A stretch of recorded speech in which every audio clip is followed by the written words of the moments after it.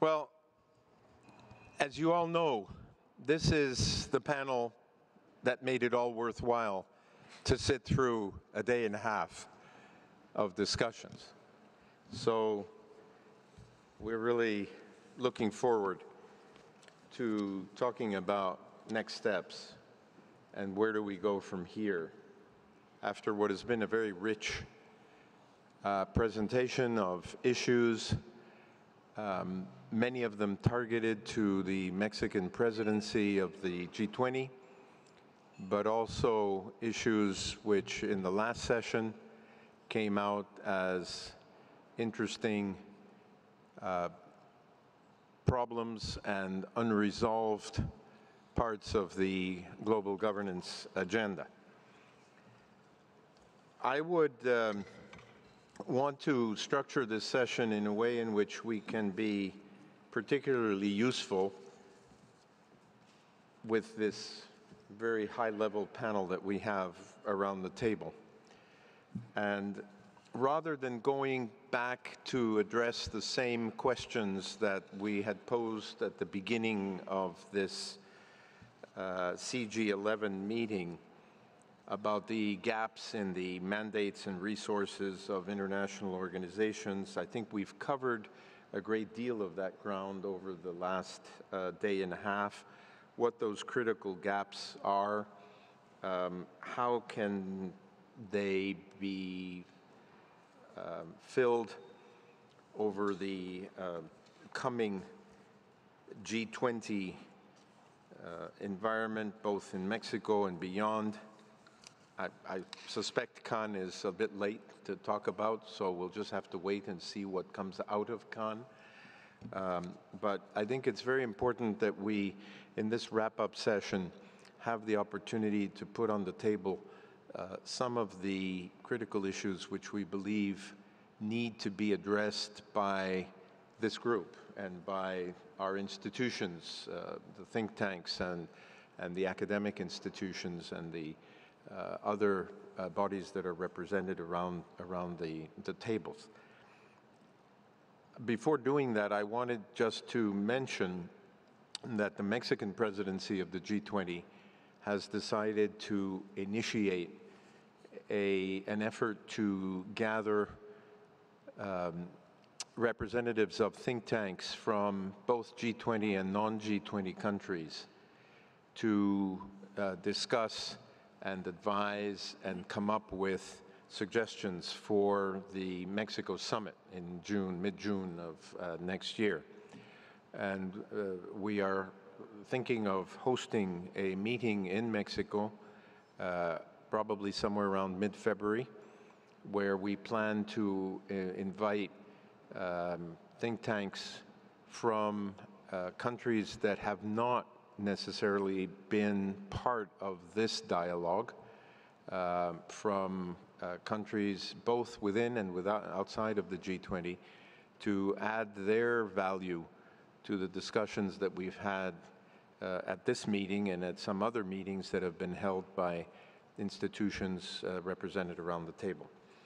So, in effect, what I'd like to do is to ask our panel to discuss, based on the deliberations that we've had, on the presentations that we have, to give us their take on two issues, fundamentally.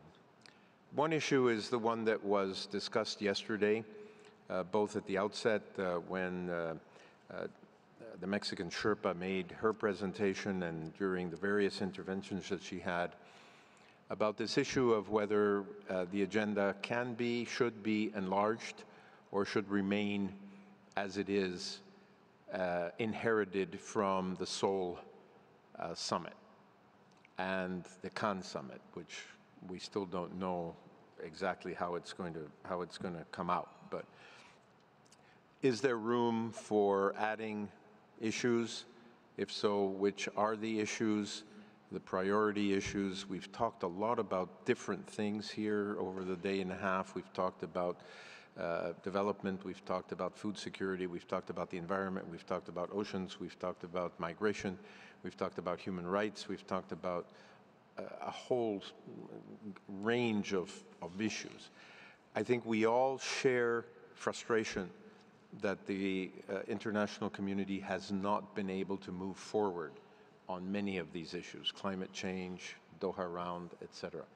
Now, you heard Lourdes Aranda talk about the fundamental focus that the Mexican G20 summit would like to use as its guiding principle, which is let's try to find out what it is that the G20 has done over the last X number of sessions since it started at the leaders level, and see where it has succeeded and where it has not succeeded, and what things are still outstanding in terms of the commitments already made and the agenda already on the table. The other side of that coin is the question of additional issues. We've talked about all of them, so I'm interested in hearing from the panel what they believe are the priorities on that. The second question is, once we determine or we try to find out which those issues are, we need work done on some of them. Some of them already have a lot of work which has been undertaken at the research level. There are lots of option papers on some of them, but others haven't been dealt with very much. So what would be the best advice you could give at the end of this session to the Mexican presidency as to how to add value to the G20 at the Mexico summit? What are the issues on which the G20 can actually add value to the international discussion? And as a consequence of that, which are the most promising areas of research that can be undertaken on those issues? So I'm going to start with, I don't know, the order here is predetermined, but maybe I shouldn't follow that order. I don't know. Well, maybe I will. Stewart, you're first up on the... Thank you very much. Like other members of the panel, I may be surprised that the questions were not the ones that were circulated, but one has to be adaptable in these such circumstances. I would say that in terms of priorities for the Mexican summit, which I think it makes sense. Obviously, there's no way of changing or determining what's going to be on the table at Cannes, which is well set. I think that I have been of mixed feelings. I've written in the past that it's inevitable that the agenda of the G20 will expand, just as the G7, G6, G7, G8 agendas have expanded in the past to cover everything from the Financial Action Task Force to dealing with proliferation of weapons of mass destruction to the Global Peace Operations Initiative, et cetera. There's been obviously mission creep over the years. That being said, I think that Lourdes made some quite compelling points that the priority and the credibility of the G20 is going to be determined as to whether or not it actually continues the consolidation of the framework that was agreed in Pittsburgh, whether or not the map actually gives, it actually becomes credible and not just sort of an issue of self-reporting by member states, but actually has some scrutiny that the IMF can actually, in some ways move towards a bit of a naming and shaming of some of the spillover consequences of some national state policies. Obviously, the issue of imbalances, which has started to be addressed, but needs much more work, and financial regulation. I think Eric Halleiner's paper prepared for CIGI in prescriptions for the G20, I think, was really apposite in this regard about the need to strengthen the FSB and also to deal with issues of derivatives. And those, my sense is that those issues are not going to be resolved at the Cannes summit, and that they're going to need to be addressed going forward. I do think that there is a role in Mexico, however, for continuing the development agenda. I think, the building on the experiences of Seoul, and it's tremendously important for the G20 to evolve into an instrument where it's not simply a pledging forum and a sort of a charity forum as the G8 so frequently was, but one in which there's cross-fertilization and learning between major emerging economies that have had some great experiences with development on their own, and have much to share. Finally, I just would say that I am struck that climate, you have a major economies forum, which includes 17 countries that are already members of the G20, and it's just odd to me that there wouldn't be much more of an effort of the G20 to take that on and move it up to the leaders level to make some breakthroughs.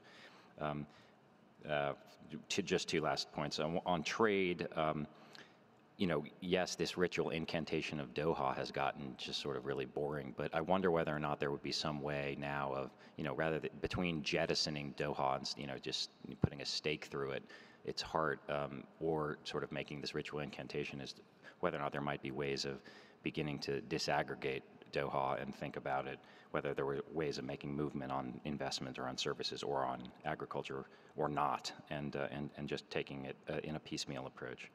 And then finally, I agree that crime, I think with you, Andres, I think it's quite ripe. I think it would make sense given Mexico's incredible turbulence that it's experiencing, and I think it's something that would have a common interest amongst all the member states of the G20. I'm sorry if I went on too long. Thank you. Thanks, Stewart. I'm not going to comment individually. I will just go around and have everyone say what they want to say, and then we'll take it up from there. Gordon? Thank you, Andres. I want to divide what I'm going to say under two headings. The first refers really to the Mexican presidency, and in particular the initiative to have a Think 20 meeting. And the second is the broader set of global governance issues that we've been talking about, and where innovation in governance is what CIGI is all about.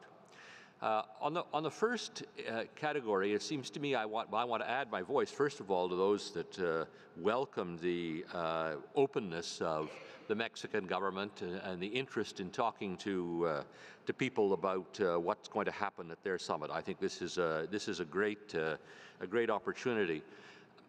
And if I read the subtext under what Lourdes is saying, what Mexico is really interested in and concerned about now is strengthening the G20, and that's almost a phrase I would use. It's how to strengthen it. It's got major challenges. But I heard that very strongly in what she said.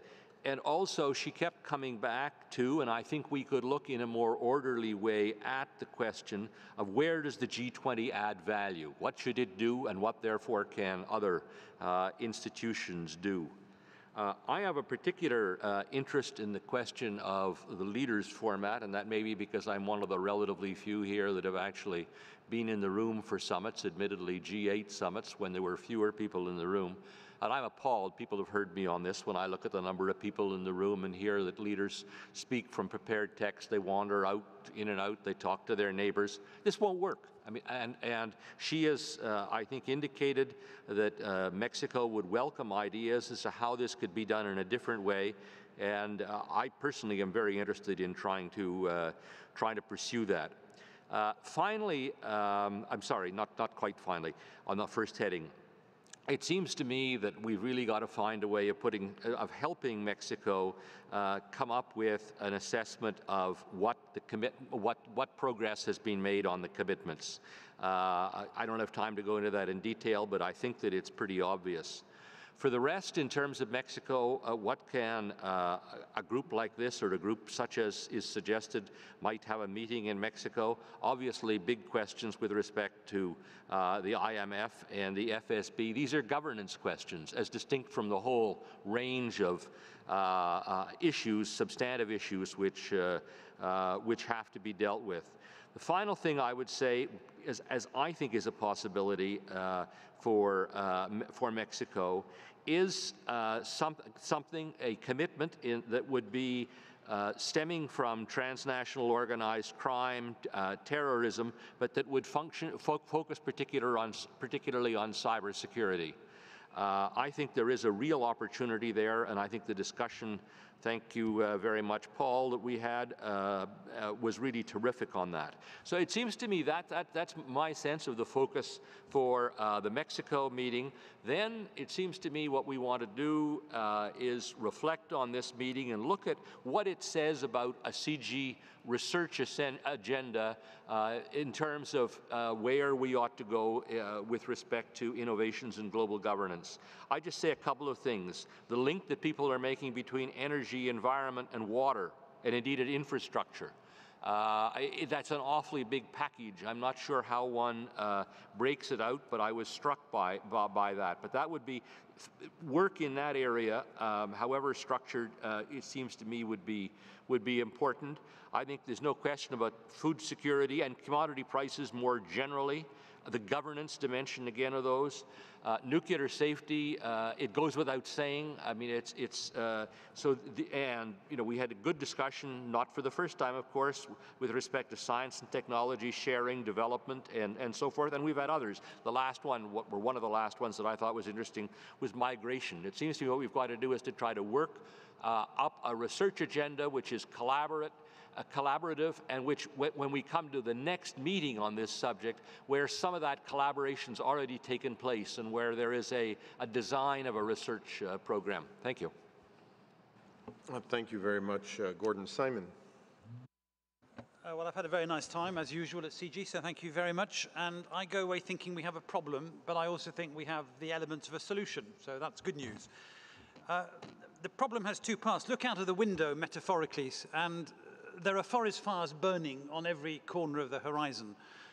And I knew that before I came, and actually a few more have started since I arrived. The cyber wars, the climatic thing, the very good discussion about nuclear safety. Add to my list, which includes poverty, the global economy, climate change, disease threats, and so on. We absolutely have always to start with the real world in these discussions and start with the burning forest fires that have to be extinguished by leaders and others. Can the G20 do it?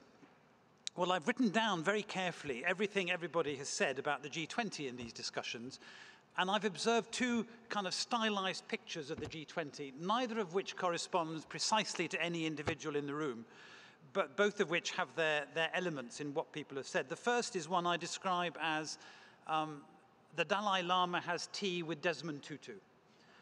It's high level and strategic and consensual, and you bring a problem, and over a cup of tea and a biscuit, the Dalai Lama and Desmond Tutu sort it out. There are one or two residual problems about reincarnation to be sorted out, but broadly speaking, you can trust them to do a deal and not to shout at each other. The other model of the G20 is the gladiators meet the lions in the Colosseum, which is a much more confrontational and zero-sum scenario, and in which success also requires a huge amount of infrastructure, keeping those gladiators trained, sweeping the steps of the Colosseum, managing the process to get the audience in and seated and attentive. And you know, we've had lots of discussion about whether or not people no longer go to the movies because they spend all their time at the Colosseum. You know, they don't go to the Food Security Committee because they spend all their time at the G20. One displaces the others. And the lesson I take away from all these discussions actually is that attractive as the G20 is, you can get it terribly wrong if you handle it badly. And I think that is an important lesson for us all to take away. Now, I then tried to apply this learning I've had, for which many thanks, to the problems I worry about. Climate change is stuck. The last meeting I went to on climate change said there was no hope of any kind of global deal before 2015. People are now saying in private and sometimes in public, we have no chance of sticking at 2 degrees, we should be planning for 4 degrees. Where's Desmond Tutu and where's the Dalai Lama when you need them? If we can't get this problem solved in the G8, in the G20, what can we get solved? Similarly, food security and the fact that it's been captured again by ministers of agriculture, and somehow or other the social protection and economic shocks issues have got lost along the way. This is absolutely classic leaders' territory. but we're not getting the progress we need. So that's the problem we have. There are forest fires everywhere. We have a potential in the G20, but we're not quite going to get it. Now, I work in think tanks, and I'm a researcher. So how do I approach this problem, and what are the solutions? The first is that, as Kurt Lewin said, there is nothing as practical as a good theory. Our job in the think tank community, before we do anything else, is to abstract from the issues and talk about the theory. And how do we understand the politics, the economics, the sociology, the organizational culture structures? How do we understand the underlying issues which face us here? And I've listened attentively for the last 2 days, hoping to hear discussion of Mancur-Olson on thick and thin rationality, Elinor Ostrom on game theory. I've been looking for work on regime formation. On the policy process side, have we talked about disjointed incrementalism or iterated prisoner's dilemma? And the answer is no, no, no, no, no, no, no, we haven't. We've talked a lot about all the issues we're all passionate about. We haven't gone to the stage where we've said we need to abstract from this and theorize it. Now, I run a group in Europe called the European Think Tanks Group on European Development Cooperation. There are people in that community who work on aid, who work on globalization, who work on monetary policy, and so on. But what we do at the center is actually think about Mancur-Olson and Elinor Ostrom and regime formation. And so as we think about how we work together in the future, we need to remember, I think, what I always used to say to students when I was teaching at Sussex. If you're working on climate change in the G20 or whatever, I don't want to hear the words climate change or G20 for the first 20 pages of your dissertation. Actually, this is a special case, an illustration of some underlying theoretical policy proposition. Let's start with that. And once we've done that, lo and behold, the forest fires will die out all around the horizon. I like your optimism, Simon. That's very good. Rohinton.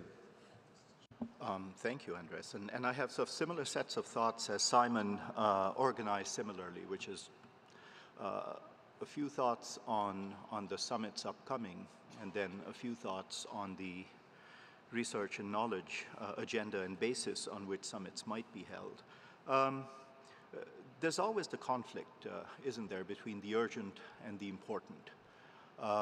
And it seems to me that the G20, both at the finance level and then at the leaders level, kind of got it right in dealing with something that was both urgent and important. And my sense is that although that makes for a limited agenda, that isn't enough. And so one then needs to branch out to issues that are important but not necessarily urgent. And that was the gist of the discussions we had in the last 2 days. The one that strikes me, because we were also asked about what the gaps might be, is that the real issue is overlaps, not gaps. But the areas two areas where I think there's a serious gap where leaders might make a difference is intellectual property and technology transfer. And my point here is you simply can't ask leaders to talk about, important as it might be, to talk about health and food security and climate change and migration.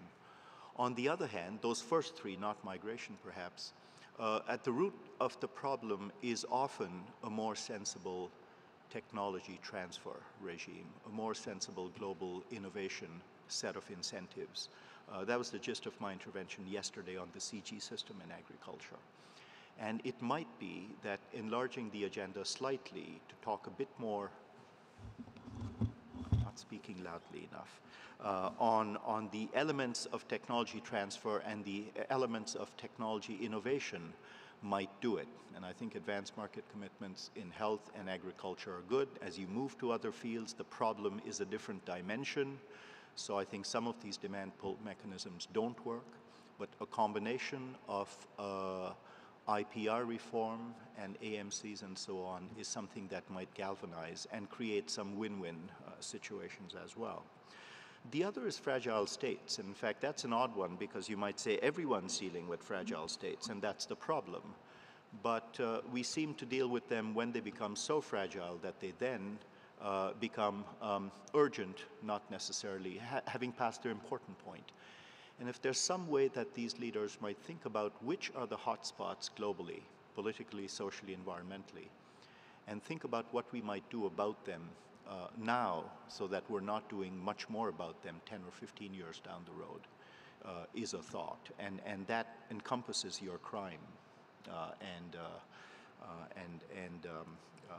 transnational crime agenda. Then I go on to ask myself, well, what's the research issue here? And I have 3 case studies, which is global thinking on capital account regimes, global thinking on trade and agriculture, and global thinking on climate change. And what strikes me about these 3 is 2 things. One is that you need both research. I mean, Simon's right. You need research and experience. You're not going to draw people's attention if the experience isn't there. And with capital account regimes and with trade and agriculture, what happened was when the moment arrived, not only was the research there, it had been ignored, but it was there. There had been institutional capture, but then folks woke up.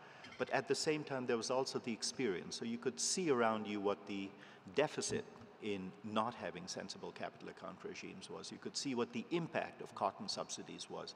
That's what made the difference.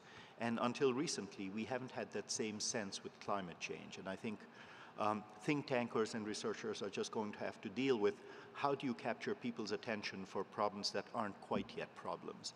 And that has to do with moving much beyond the research agenda to communication and being much more strategic about the communications agenda for research.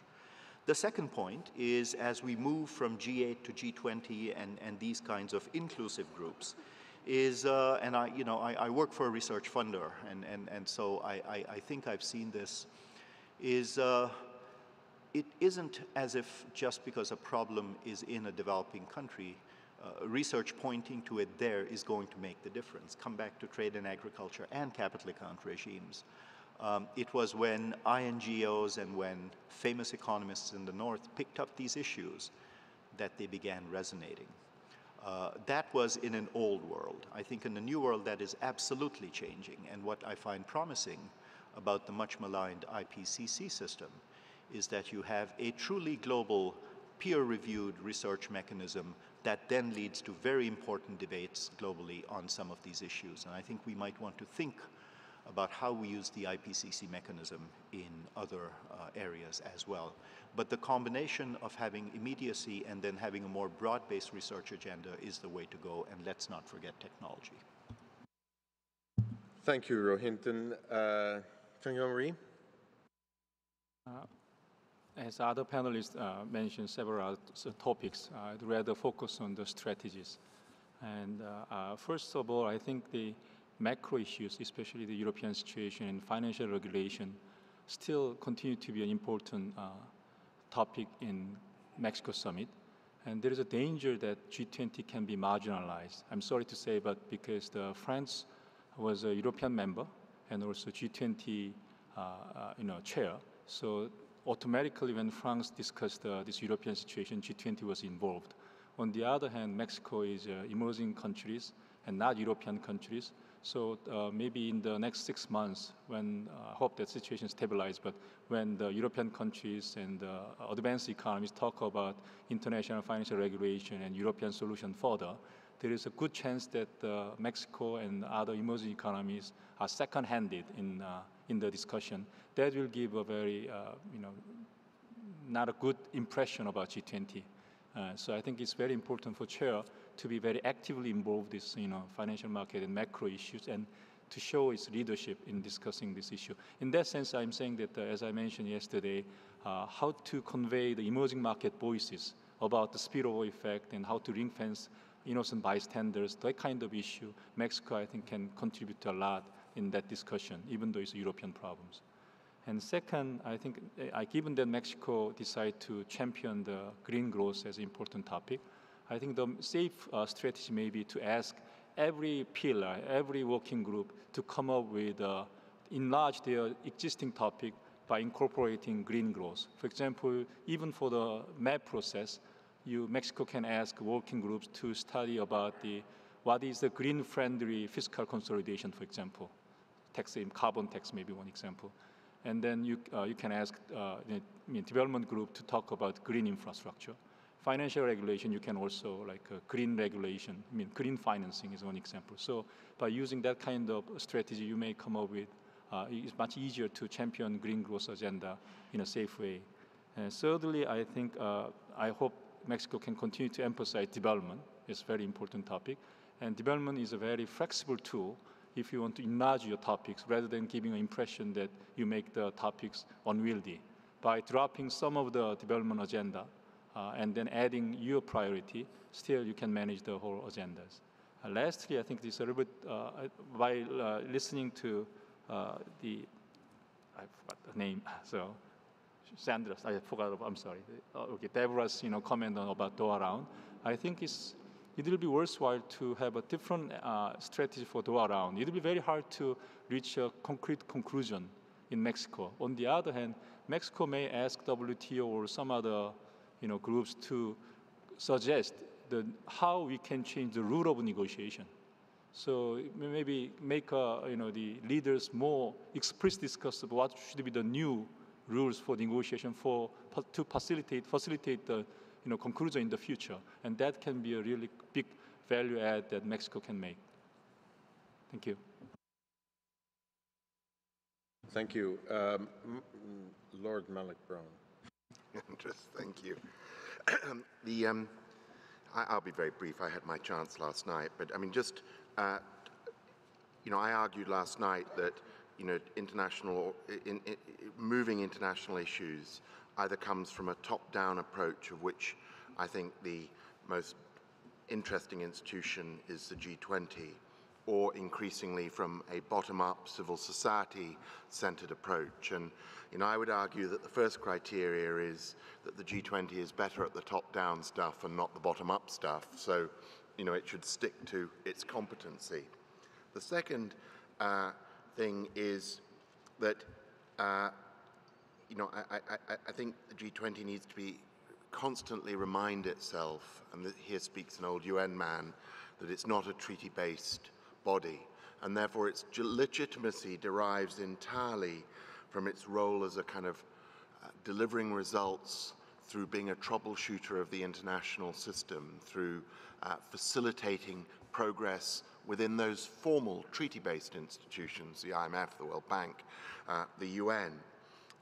So again, that tends to argue for it keeping its mission quite narrow and focused, because where it goes broader, it's constantly bumping up against those who are excluded and who feel that it doesn't have the legitimacy to be a kind of global Senate. And I remember very clearly, I think, some of the euphoric language in the Pittsburgh summit communique about being the prime, I forget the exact words now, but the premium forum, were really ill-considered words. You then had to deal with them in terms of the Seoul summit and have created a huge backlash. And as I suspect they were Gordon Brown's words at that time, no longer with good advice at his side.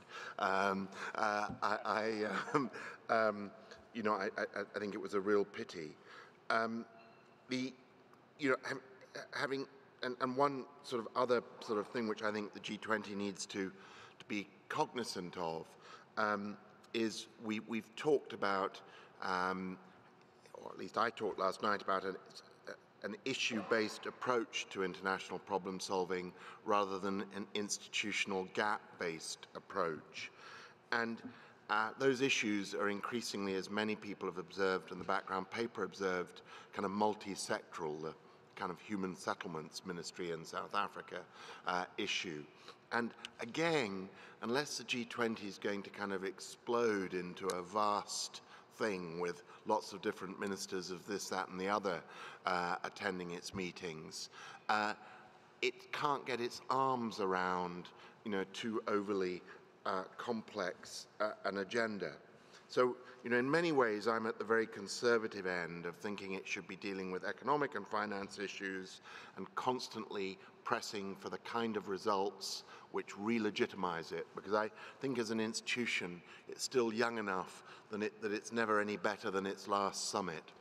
As I said also last night, it's badly in need of a good crisis, and maybe it's now got one to push some things through. Having said all that, a final point, which is I do hanker for the G20 to take over development. I thought the discussion at Seoul on development was a million times better than any G8 discussion on development, because the G8 is a club of donors which is locked into a view that development is about aid transfers from north to south. The Seoul and South Korean leadership of that part of the communique was very, very clear, because it reflected the experience of development success stories like Korea, where that ain't really how it happened. It's a bit of the story, but there's a much broader issue about how you incentivize a private sector development, how you draw in foreign capital to that process.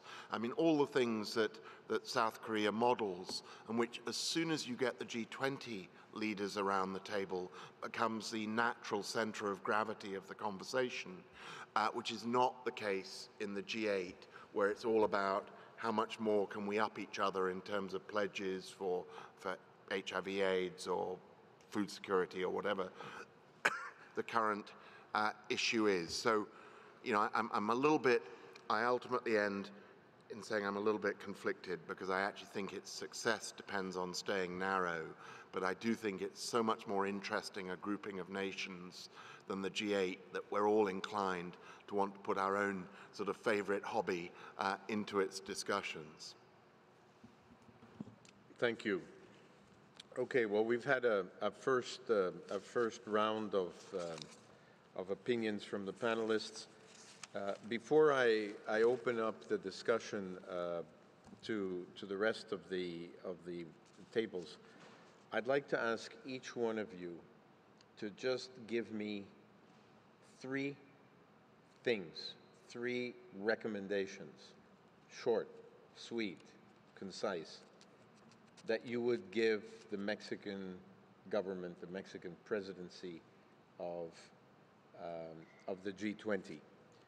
These can be substantive, they can be process-oriented, they can be format-oriented as to how the whole business works. There's been a lot of discussion over the years as the G20 has evolved, that it is unwieldy, that it is not 20, it's 45, that everybody else shows up, that each host country decides to invite friends and neighbors and others to the table.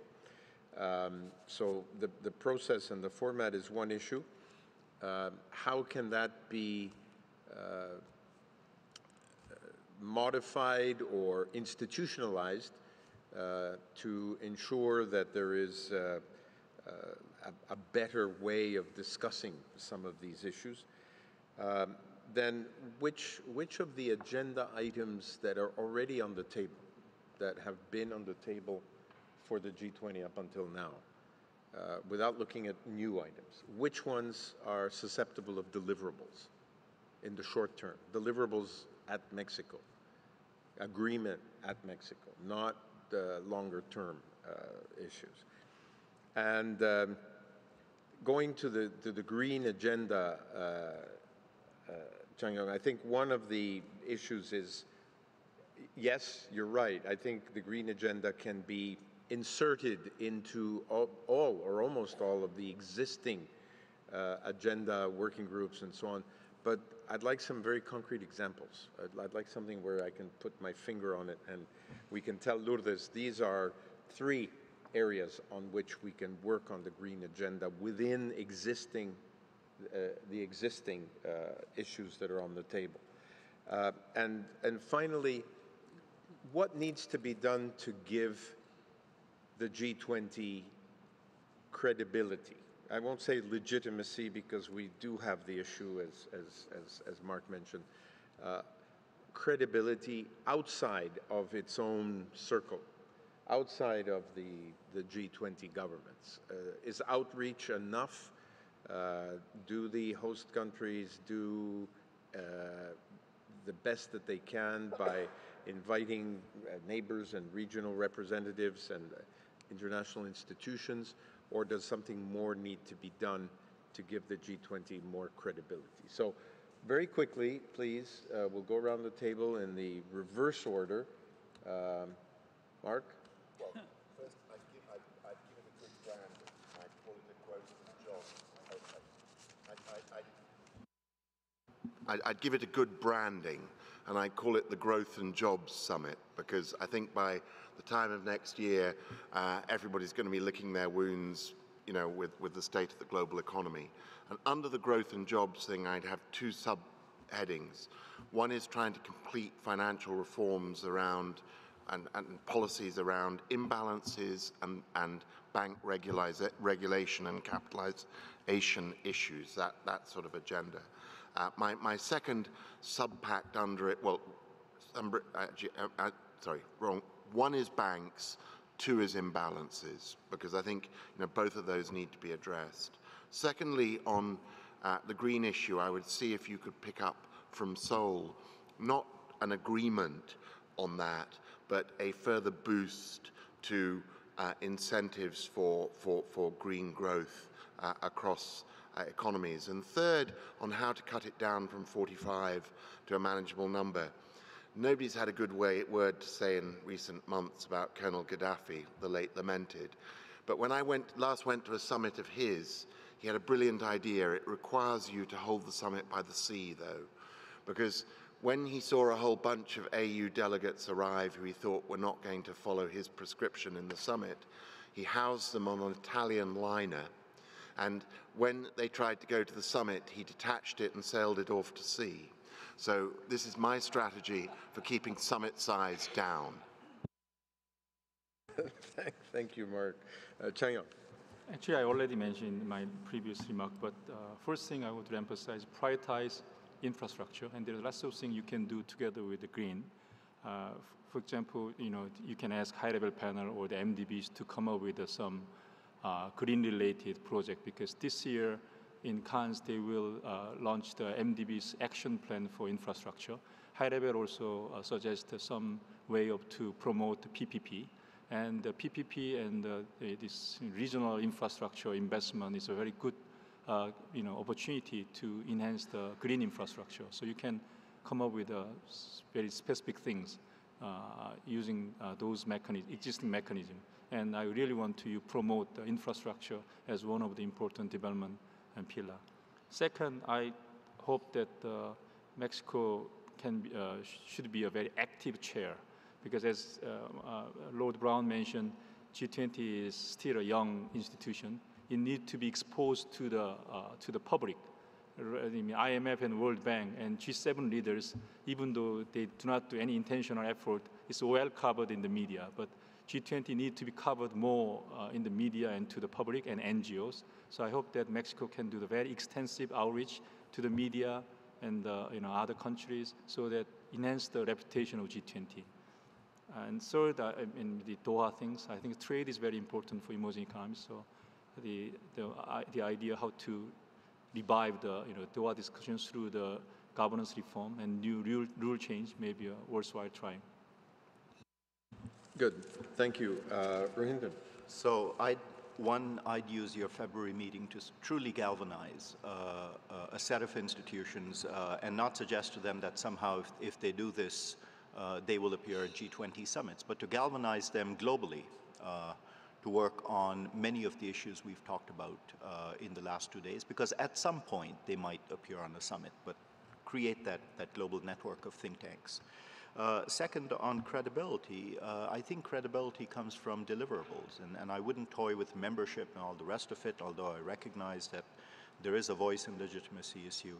Like Stewart, I thought that Eric has some good thoughts where one might fix elements of the international financial system, and if you did that, then others might see the value of G20 and not carp about its membership. And third, something bold in the area of research in energy and as Changyong was saying, something in the area of green growth. How, I haven't thought through yet, but a really big announcement or fund, whether it's through demand pull or some other way, to create the research we need and the technology we need to get through some of these humps. Good, thank you. Simon. I think the G20 needs a mission statement, and I proposed one for one of these meetings last year, and I looked at it last night, and I think I could probably do better, but it needs to emphasize something around global social inclusion, as David Cameron says, we're all in this together. We may or may not be all in it together, but the G20 should think so and should say so. And then its relationship to other bodies, so that it is not claiming a legitimacy it hasn't deserved. And that's really important. The second, frankly, I think, cut the development agenda, even though I'm a development person, and I would insist that the core management of the global economy issue is a development issue. I mean, there is no development agenda independent of a developed country agenda. These are essentially two sides of the same coin. And we need to make sure that we deliver a global economy which works for everybody. And then thirdly, climate change and green issues have to feature. There is an enormous amount we can do on climate change without having a global deal, and I've written about that. But there's an enormous amount we can't do without a global deal. And I don't know whether this is going to be a concrete deliverable this year, and I'm sensitive to what Paul Martin said about the role of the G20 sometimes to ask the right questions rather than to give the answers. You have to kind of build a consensus. But you know, if we don't get a global price of carbon and a cap and trade scheme or something that works in the next 3 years, then there won't be a G20, there won't be any of us, and we need to get that very high on the agenda. Good. Thank you. Stewart. Thank you. I just want to say, to begin with, that I share Simon's view of the need to get climate on the agenda. But beyond that, I think we need to give the MAP process teeth, something that President Zedillo called for in his discussion with Prime Minister Martin. I agree with Rohinton in terms of financial regulation and progress in particular on strengthening the FSB. I think it's important to make sure that the promised IFI quota and board reforms actually come through, and there's still some lack of progress there. And then finally, just in terms of outreach, I think that the Korean government did, I thought, a magnificent job in terms of reaching out to relevant regional organizations, keeping the Secretary General informed, and you know, I think that the quest for legitimacy, as we've said, is illusory. At least representativeness legitimacy. Performance legitimacy may be another factor, but you know, I think it's important as much as possible to get some decent buy-in, and I think that the Korean government did a wonderful job. Gordon. Thank you. I agree with Mark on the need for branding. I would, in fact, as a brand, blend what Mark and Simon have said, and it would be jobs and social inclusion. But I think that's really, really important. One can then flesh that out, but it's got to be jobs and social inclusion. Secondly, I think the end credibility and legitimacy of the G20 comes through results. It doesn't come through anything else. It comes through demonstrated results. And I think, therefore, as I said before, living up to commitments, showing that the commitments are being followed, or where they're not being blunt about the fact they are not, but that they will be. I think that's really important, so that's my second. And the third, I come back again to getting the format right. I mean, I know the G20 is described, I think self-described as an informal group. If that's informality, I stop. Thank you, Gordon. Okay, well, we'll start the discussion if that's agreeable to everyone. I have a huge number of waiting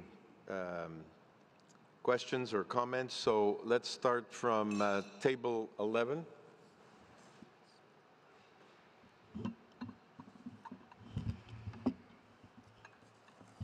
Thanks. I want to shift the conversation away from the immediate policy issues and the G20 and really pick up on Simon's challenge.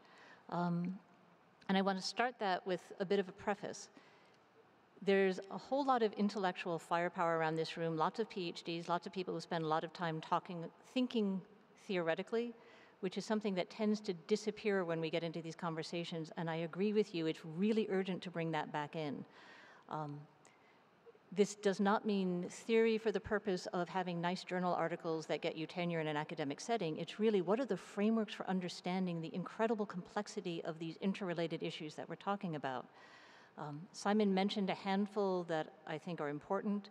There's a whole set of theories that are about systems and complexity, complex adaptive systems, complexity theory, systems theory, all of which is, I think, essential if we're going to have any understanding of how all the issues that we're talking about fit together and what options there could possibly be for addressing them. This is not an abstract, secondary kind of concern. It's that when you're talking with policymakers now, they have no way to think about the kinds of problems that they have to be dealing with and how those problems relate to each other. There are a lot of people trying to develop those kinds of frameworks, of theoretical perspectives. Soros is throwing a lot of money into this Institute for New Economic Thinking. We should be talking to those people. There's a whole set of people working on complex adaptive systems. These are not just academics working in isolation. The only government I know of that is actively picking this up is Singapore, where they are setting up complexity institutes, trying to bring people in so they can figure out how do you have some understanding of the range of issues that you have to deal with and how they relate to each other. And I think that's something that CIGI might want to be thinking about, because CIGI is very well positioned to bridge that barrier between the people who are trying to think in these broad framework ways and the people, like many of those around in this room, who are trying to figure out how do you manage these issues that are so inherently related to all of the other issues. That leads to a very practical question about the CIGI agenda. There's the old statement about form follows function. We spend an awful lot of time talking about forms of global governance, architecture of global governance, but there isn't much of a global understanding yet as to what the functions are that this architecture is actually supposed to serve. There's very little cross-disciplinary understanding. There's very little cross-issue understanding. One of the things that I think CIGI is obviously well positioned to do, and I assume some of this is already happening, is figure out how you translate the complexity of the kinds of issues we've been talking about into curricula, into executive training programs, into degree programs. How do you take the kind of knowledge that there is around this table and take those who are doing energy and governance, and those who are doing oceans and governance, and those who are doing water and governance, and have them work together to develop a curriculum that you can then take to policymakers, business leaders, undergraduate students, the whole range of people that have to be able to understand all of this. How do you then put all of that together? There are a lot of pieces out there already. And I see a lot of it in Singapore because Singapore is actively trying to position itself as the first government to do all of this. But even in Singapore, it's only a handful of people. But I guess what I have is a plea that we spend a little less time paying attention to changing architecture and more attention to changing minds. Good, thank you. Next question is from table 10. No, sorry, table 8. We were wondering how somebody beat us to the queue. How many table 8s do you have, by the way? Good. Table 8 is very active participant. Three points: agenda, institution building, and some innovations. On the agenda, I thought Stewart had it exactly right. Two reactions. I think on the global economy, Mark, the issue is not imbalances, but how we get growth, how we get jobs, and how we get inclusion. So I'm in Gordon's camp. I think the big issue for Mexico is going to be growth, as Jacques Mistral eloquently pointed out. Second, I think if Simon thinks that development will be included because global economy is included, then I can tell you, having attended every G20 meeting since 1999, that he is very naive. So I would keep the development agenda squarely on the G20 in the way that Mark argued. Second, institution building. I think the key is to push the accountability frontier, as the panel has suggested. I think there are two elements of it that I would push for in the Mexican year.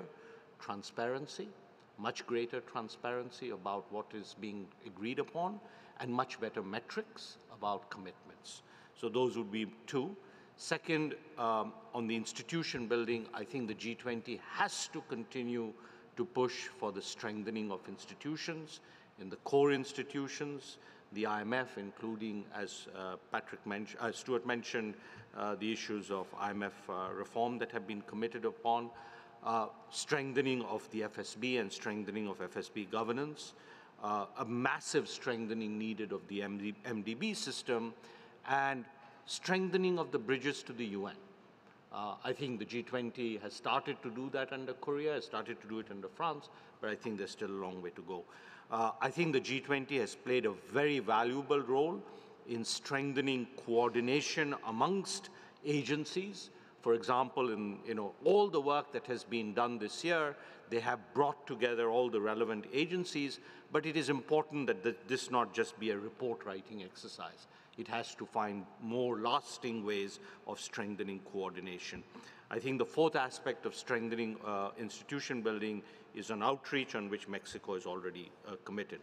Three aspects of innovation. The G20 has a structure which is called G20 seminars, which Mexico can use to push some of the areas where, in some sense, new ideas are needed to support action. I would recommend, for example, two areas from the discussions keeping to the agenda. One would be food security, and the other would be green growth.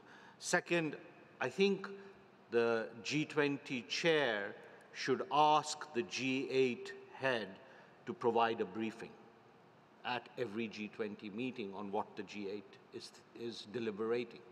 And that forms an important bridge. Why? Because, as Rohinton pointed out, there are hotspots, fragile states, things like that. And that should be a standard part. And we do that, by the way, in the discussions in the IMFC, for example. So I would say that. And the third one that was mentioned again in the panel is a think tank network. Sorry, we have continued questions. Thank you. Thank you for that. Next question is table 10. We are table No, but they're not. You have to go in order. Next is table 10. I think, is this on? Yep. Okay, thank you.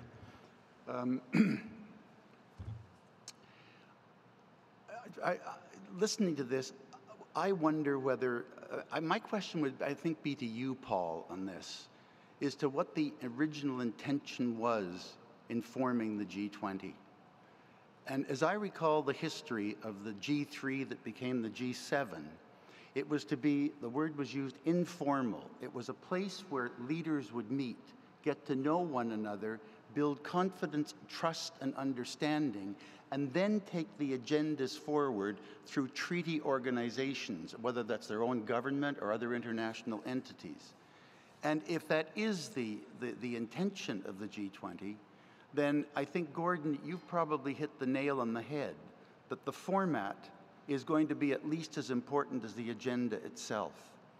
And Mark, you said, quoting from a very interesting example, Gaddafi and putting people on a boat, if you've got 40 people in a room and you've got 50 Sherpas behind them and you've got pre-cooked communiques, then they will walk out of the room. They will talk past one another and not to one another.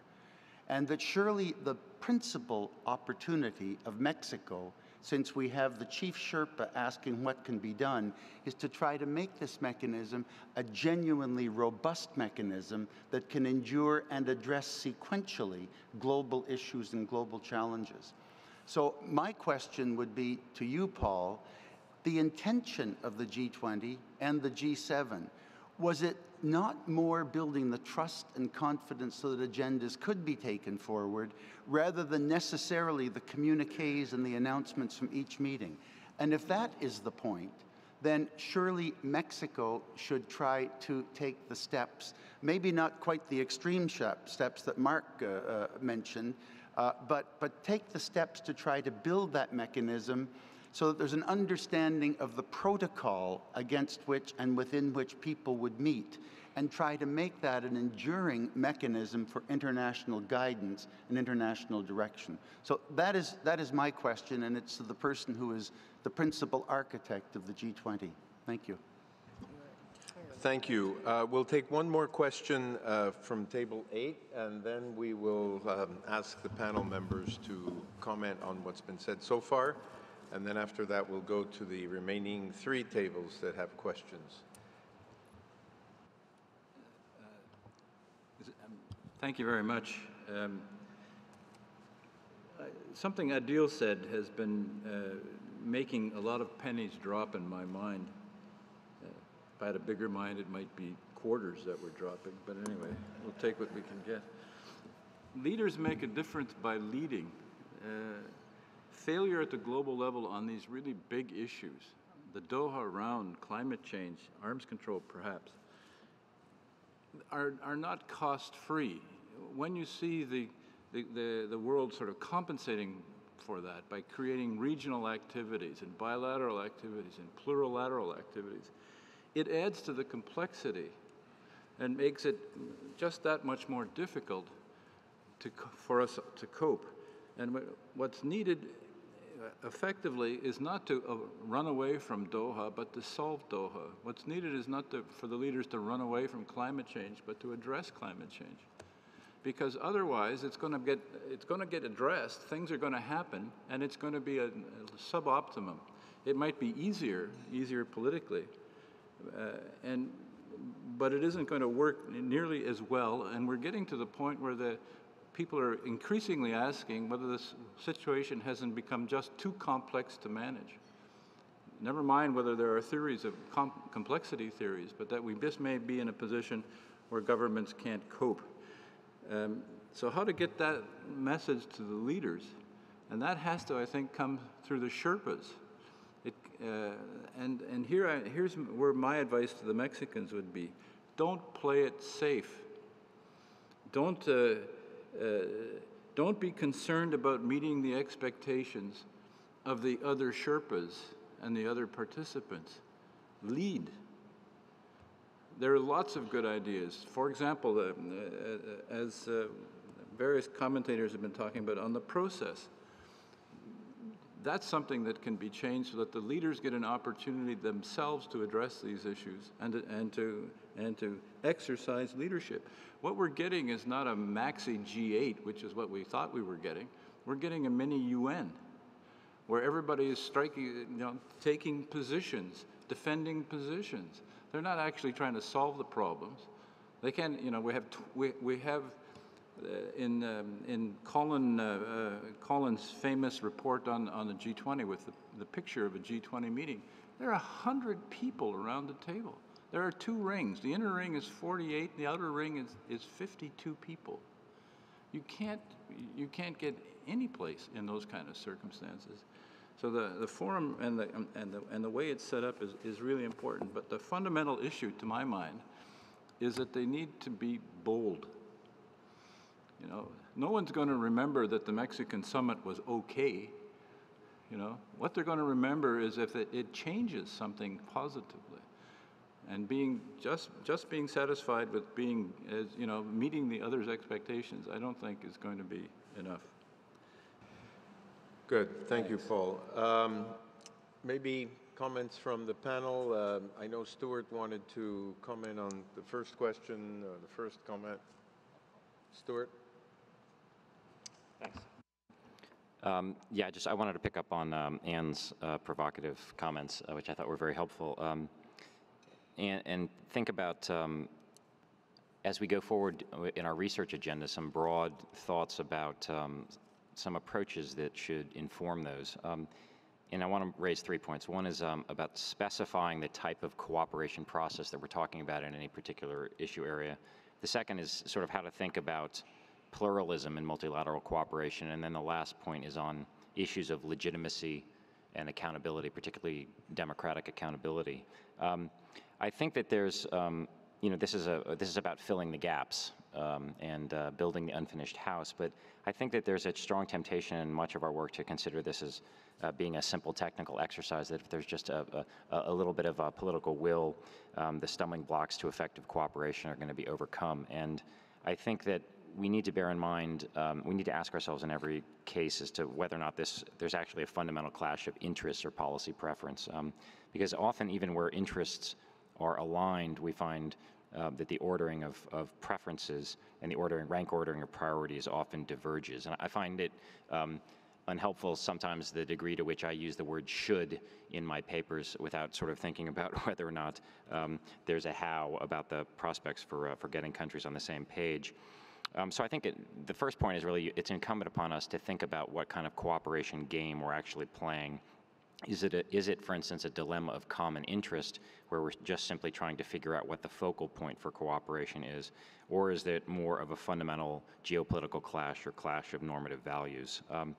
The second point I would make is that there was some discussion about pluralism in Paul's comments, and I think Paul, I share the desire for coherence as much as possible, and the sort of lack of, you'd rather have it be a clean picture than necessarily have a proliferation of different mechanisms. But I think that I wonder whether or not in some of the issue areas that we're talking about, climate change being one, global health cooperation being another, it's inevitable that we're not going to have a regime, we're going to have a regime complex that includes different mechanisms and frameworks for particular issue areas. And I think that's just something that we're going to have to get used to, that there's, we're a long way from the world of multilateralism as being sort of a UN-centered, or even if it's still UN-centered, UN-monopolized world. And we've talked a lot also about the rise of regional and sub-regional organizations.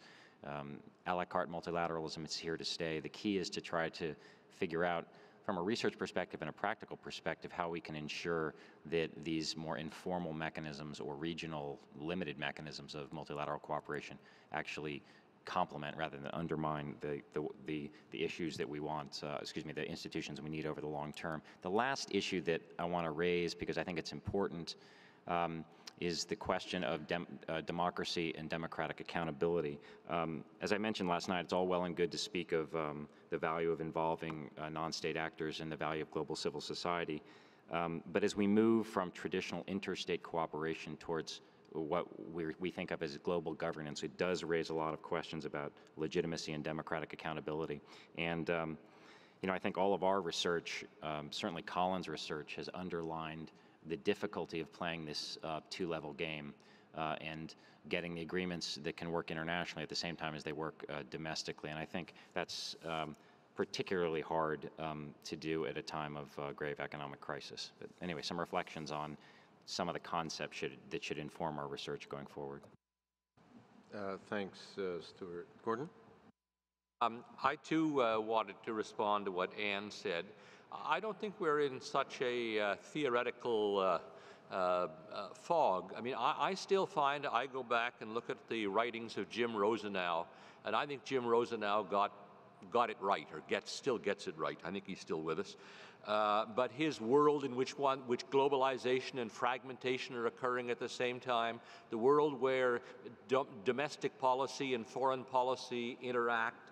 I mean, he sets out a whole framework which I think is which is entirely valid and speaks to a world of, as we all know, increased interdependence, power dispersion.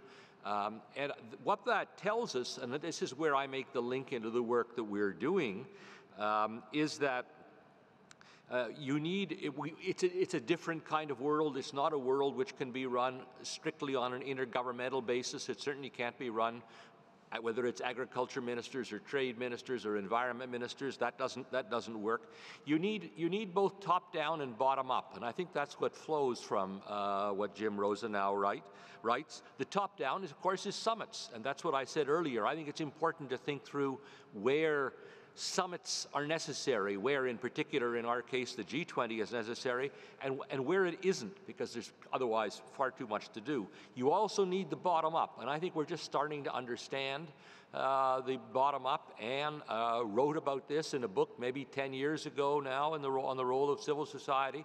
I mean, I find, and I don't want to bore people on it, I mean, the social media quite fascinating as to what it all means and where it's going to go and where it might go, where we might want it to go. You know, I think there is something there on the theoretical side that we can build on. I then want to comment on, I love this, the G8 should have to share, the G8 should have to report to the G20 on what the G8 is doing. I think that's great, because I think we've got a problem. I've written on this. I think we have still have a problem with the G7 and G8 existing. Paul Martin will tell me, and for the third or fourth time, why I'm wrong, I'm sure, in the next couple of minutes. And he's probably right, but I'm still not totally convinced. I mean, if you take the area of development that we've been talking about, I mean, you know, development should be G20, but development is also G8. But as Mark said, it's the old concept of the donor. I mean, it's in my mind, it's unnecessarily messy and confusing. Final point: I don't get much time to read the newspaper when I'm here at a CIGI meeting, but I did see, because we talked about the Commonwealth and the Commonwealth meeting for several days. Apparently, the Commonwealth meeting in Perth was a disaster. It's gone bad. It's gone badly, and the leaders thought they were wasting their time there. So, if we don't get the summits right, leaders will start staying away. Thank you, Gordon. Simon? I'm glad to have flushed out some theoretical stuff from people who know much more about this than I do, so thank you. But I wanted to say something about development, green growth, and how the agenda should be framed. I was really struck by what Maggie said about banal paragraphs. And I've looked at some of the 9 pillars that came out of Seoul, and I do think that we are potentially in banal paragraph territory with some of them. We don't need, you know, Obama and Sarkozy and 18 others to give us a paragraph on why social protection matters for the poor. There's other stuff that's more important. And what's really important is that it is not just growth, but it's the global restructuring that is going to take place as a result of climate change, all the measures we take to deal with it. And the person who hangs over all these discussions is Schumpeter, who talked about creative destruction. Industries will rise, industries will fall, clusters that have been successful for a generation will disappear, new clusters will arise, and the risk is, without G20 leadership and without an international regime, is that there will be some people who benefit from that and some people who lose. It's astonishing to see Korea, Denmark, a number of others piling into the green growth agenda, largely because they see this as the new industrial revolution and on conferring competitive advantage. You know, where does that leave Burkina Faso or Rwanda or Myanmar? And when we talk about inclusion, it's about making sure that the big global growth discussions that we have ask that question. Thank you. We'll go back to the tables unless one of the other panelists wants to say something. Table 6, my table. Thank you, Andres. Finally. We've got several people, 2 people at least around this table who want to speak, but I want to pick up on the notion of legitimacy flowing from results. And it isn't that I disagree with that. Obviously, the deliverables matter. Doing something, accomplishing something in the concrete and the specific that can be conveyed to other actors and to the global public is essential. But what I would say is that the summits need to differentiate themselves from the finance ministers, G20. And leaders need to lead, as Paul Heinbecker just said. And I would like this panel's particularly good group of people to comment on this, is how do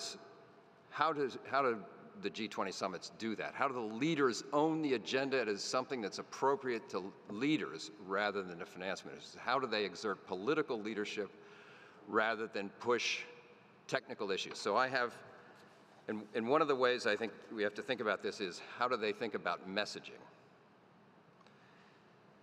So I have several thoughts here. One is, I think at some summit, probably not, certainly not in Cannes, but maybe in Mexico, summit leaders, G20 leaders need to delegate some of the financial economic agenda back to the finance ministers.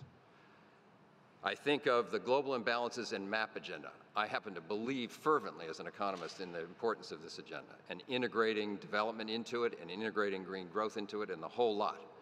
But That agenda, which revolves around current account balances and exchange rates, is not understood by the great public of this world.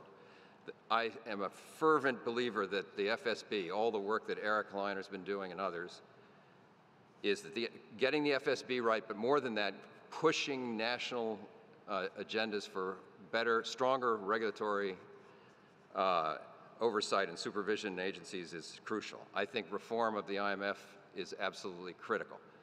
We've been working on it for years at Brookings, and we're continuing with Amar to do that. But those are all things that are, this is gobbledygook, this is jargon, this is acronyms, this is technical stuff that economists care about and that people in this room care about that are greatly important. But leaders can't lead based on IMF quota reform or on FSB. No, people don't even know what the FSB is and the map. All that needs to happen, but finance ministers need to be told to do it. So I think the kind of thing I mean is to take something like, for example, the Infrastructure Investment Action Plan, which is already on the agenda, as Changyong Rhee has just reminded us, and reframe how it is that leaders articulate the meaning of this idea. Is not talk about the regional development banks and the World Bank's role in this, as important as that is, but to talk about it the way FDR would have talked about it. If you go to the FDR monument in Washington, you'll find a quote about unemployment by FDR, which is wonderful in the sense that he understands that this is a matter of the human spirit. This is a matter of demoralizing people. It's an imperative. It must be dealt with. People have to be employed for their sense of self-esteem, not because of just the income. So what I would say is that I'm just using this as an illustration, is that for leaders to lead, they need to message about the fact that we're doing a major global action plan on an infrastructure investment for people's work, for the people, much like the public works program that FDR did, for jobs, exactly as Mark said. And to make that the thrust, that it's about people, it's not about bankers, it's not about governments, it's about them. And to get very clear, I mean, I'm not an expert on this, but we spent some time in the symposium in Seoul. We spent a half day, as Simon and others participating in this, talking about the importance of leadership, communications, and society for half a day. And I just think people ought to say, okay, what are the messages that the people need to hear from this agenda that we're doing? And how do we say it? Like saying jobs instead of it, and linking it to infrastructure instead of saying regional development banks and the World Bank and an action plan among them, you see? That's a bureaucratic thing that doesn't have to do with people. So I think it's a question not of meeting the expectations of all of us in this room or the expectations of Sherpas, but meeting the expectations of people. And I think that the people have a sense that the world is in crisis, that the planet is in crisis, that the global economy is in crisis.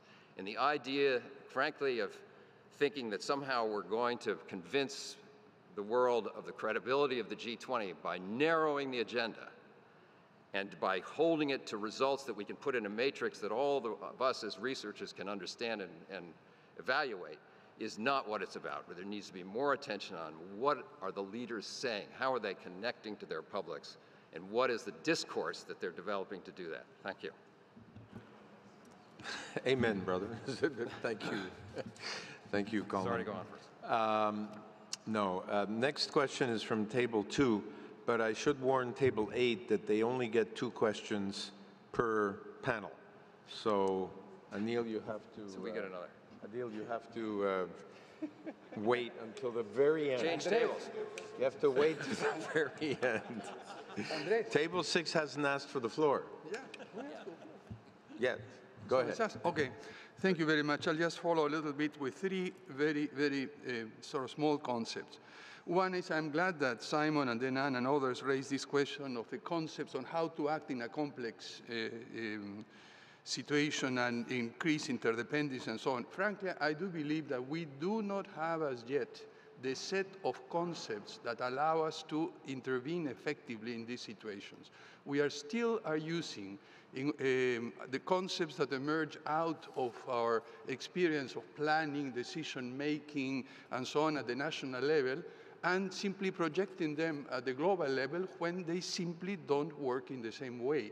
And we have not invested enough in rethinking the way in which decision-making, implementation, joint processes take place in the real world, and how is it that we can frame them in a different way. So a little bit of investment in rethinking how to act at the global level is most important.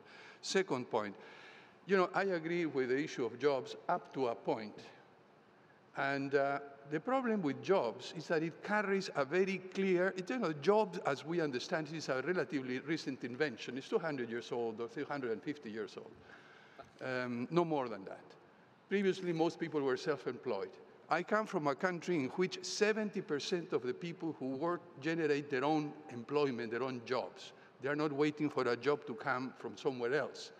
So you have to be careful about how you use jobs, how do you deal with that, because you come with the impression there is going to be someone that is going to be investing, and then you're going to have a job, a pension, and so on and so forth. With technological change, with the way in which the world is moving in terms of investments in science, in technology, productivity, and so on, the traditional concept of job as a way of obtaining a portion of the social product for your reproduction, for your needs, for your fulfillment as a person is going to change. So I don't think that you will be depending so much on jobs as on ways of getting access to that. And finally, there is one word that didn't, I was expecting Ernesto Zedillo to mention it, but it hasn't appeared at all in all discussions. If we had been discussing this 15 years ago, the issue of international and global public goods would have been on the table very importantly. It has disappeared from the scene, and I think we are throwing the baby out with the bathwater.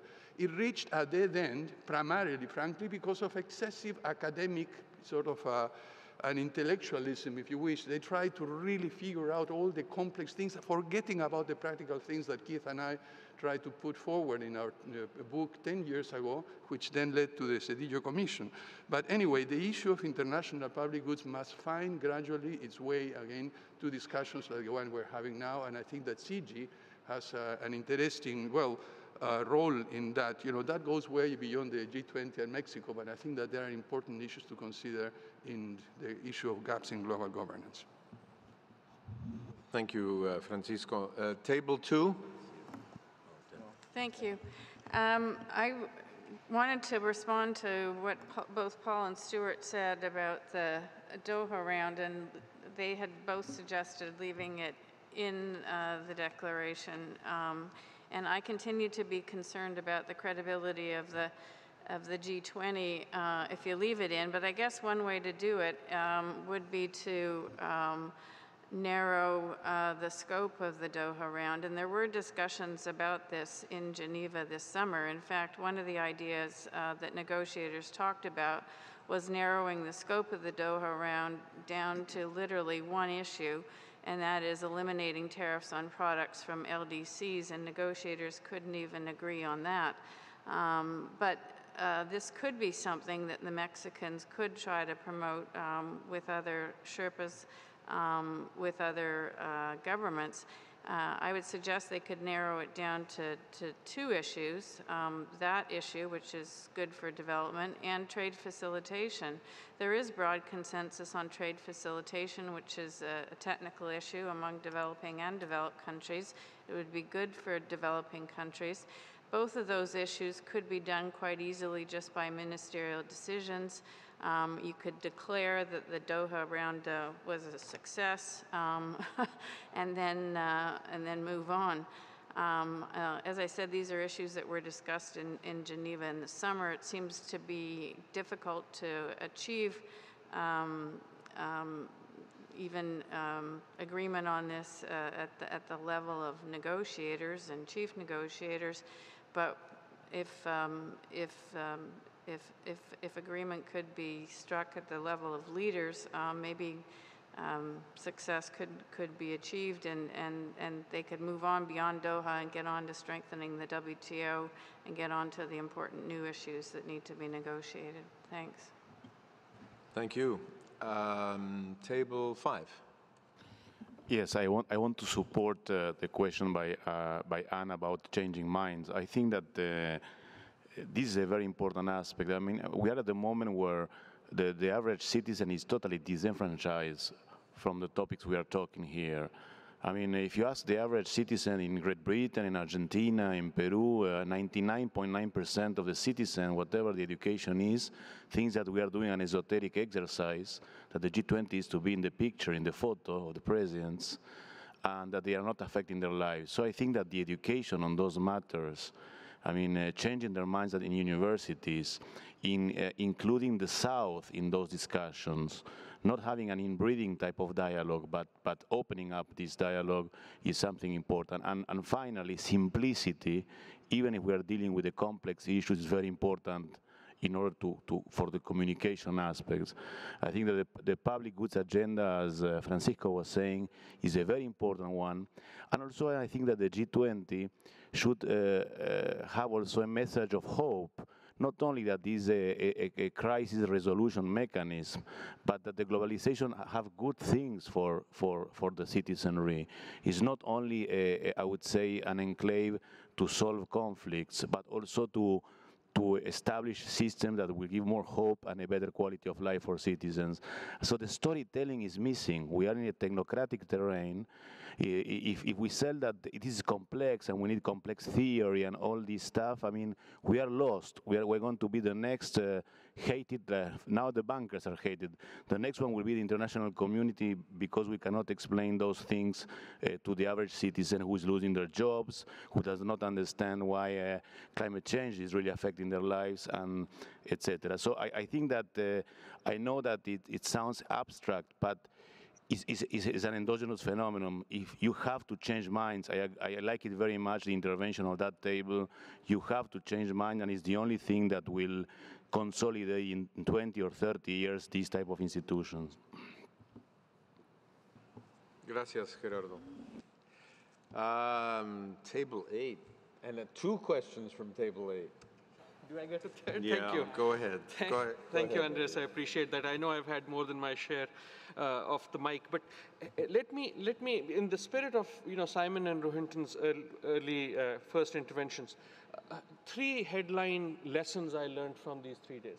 And the interesting thing about them is that none of them have got anything to do with any issue. At this point, I really think it does not matter what the issue is on the agenda. Pick one, any one of the ones that have been raised, and please solve it for God's sake, and the world will be a better place. It doesn't really matter whether it's infrastructure or jobs or health or water.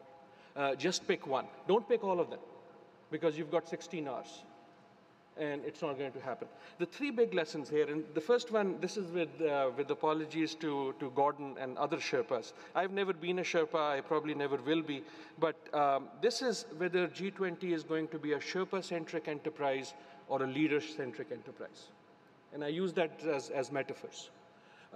Being from South Asia, I know the word Sherpa means Eastern people, so I qualify.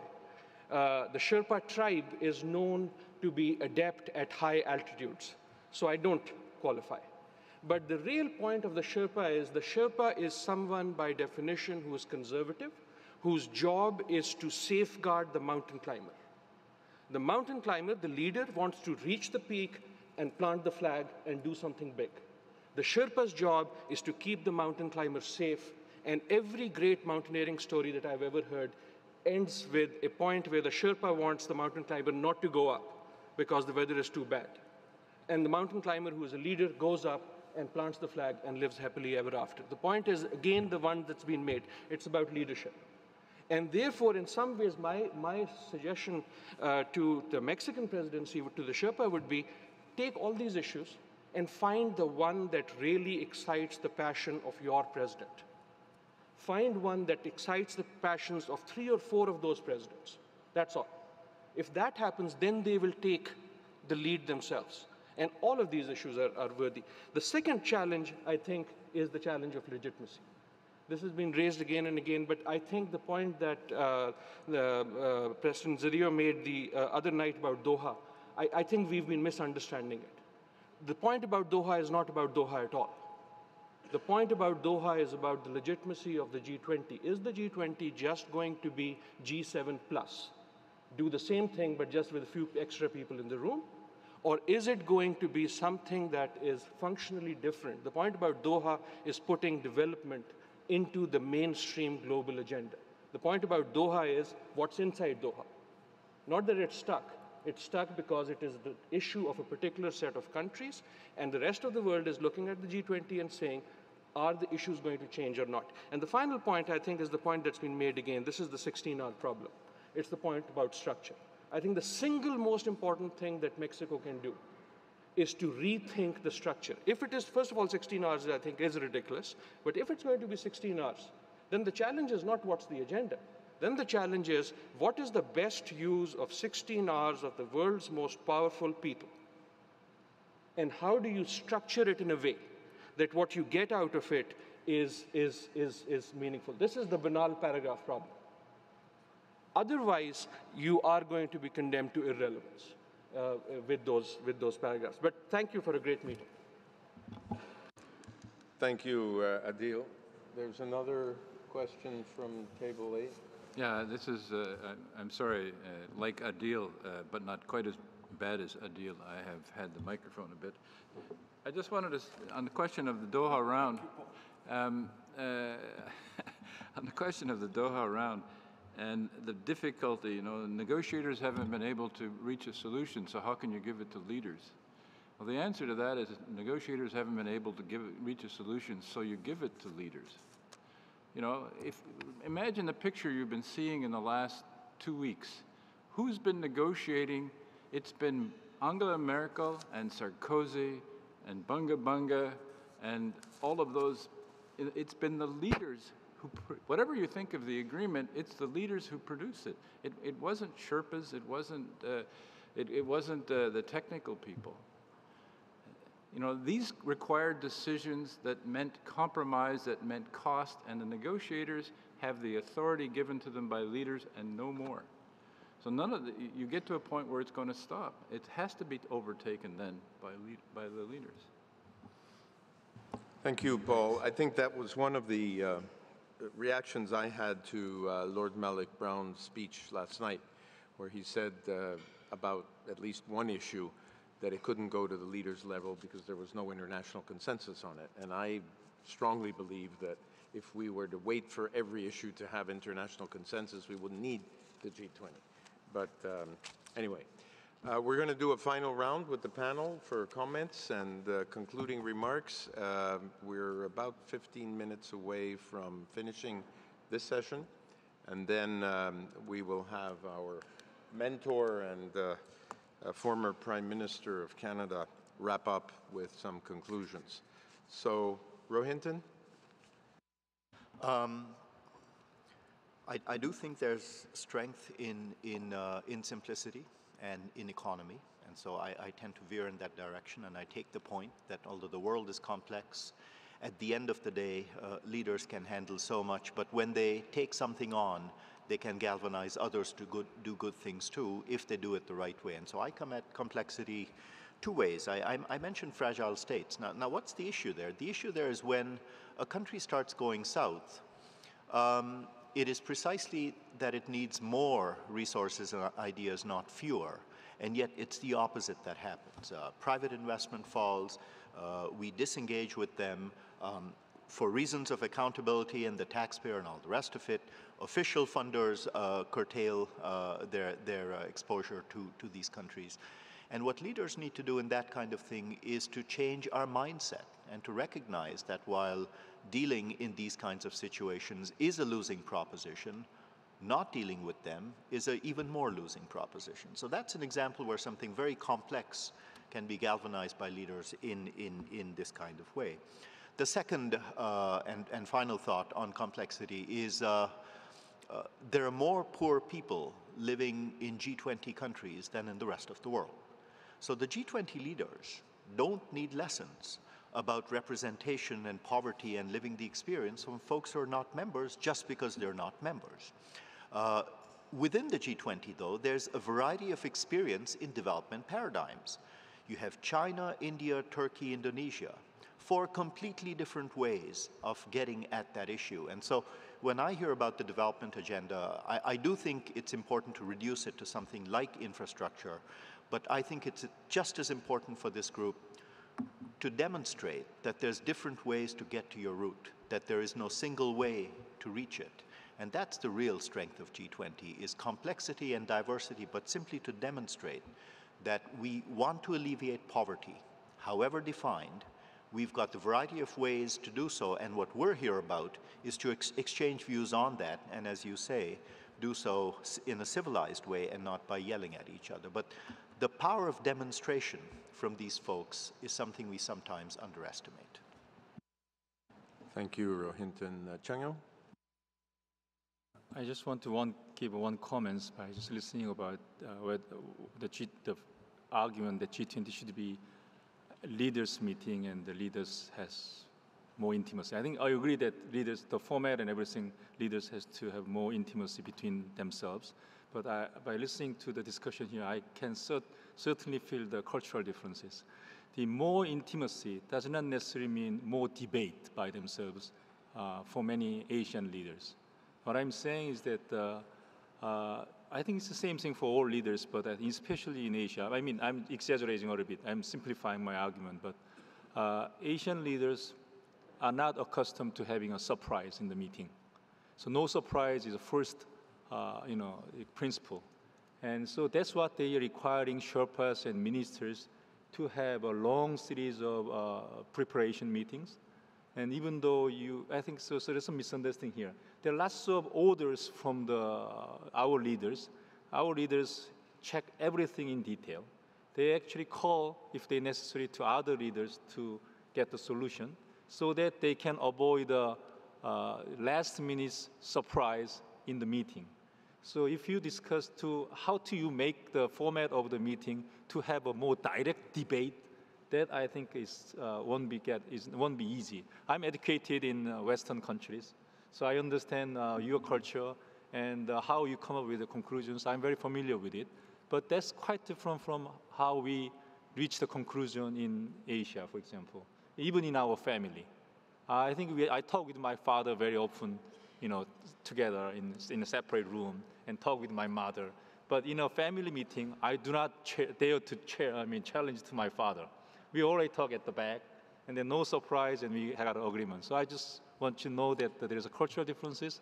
So G20, in order to continue, we need intimacy, but not direct, unexpected debates among the leaders. That may be a far way to go. Thank you. Thank you, Changyong. Simon. Changyong, I have 3 sons. If you would like me to adopt you, and your father can have 1 or 2 of mine, I would be.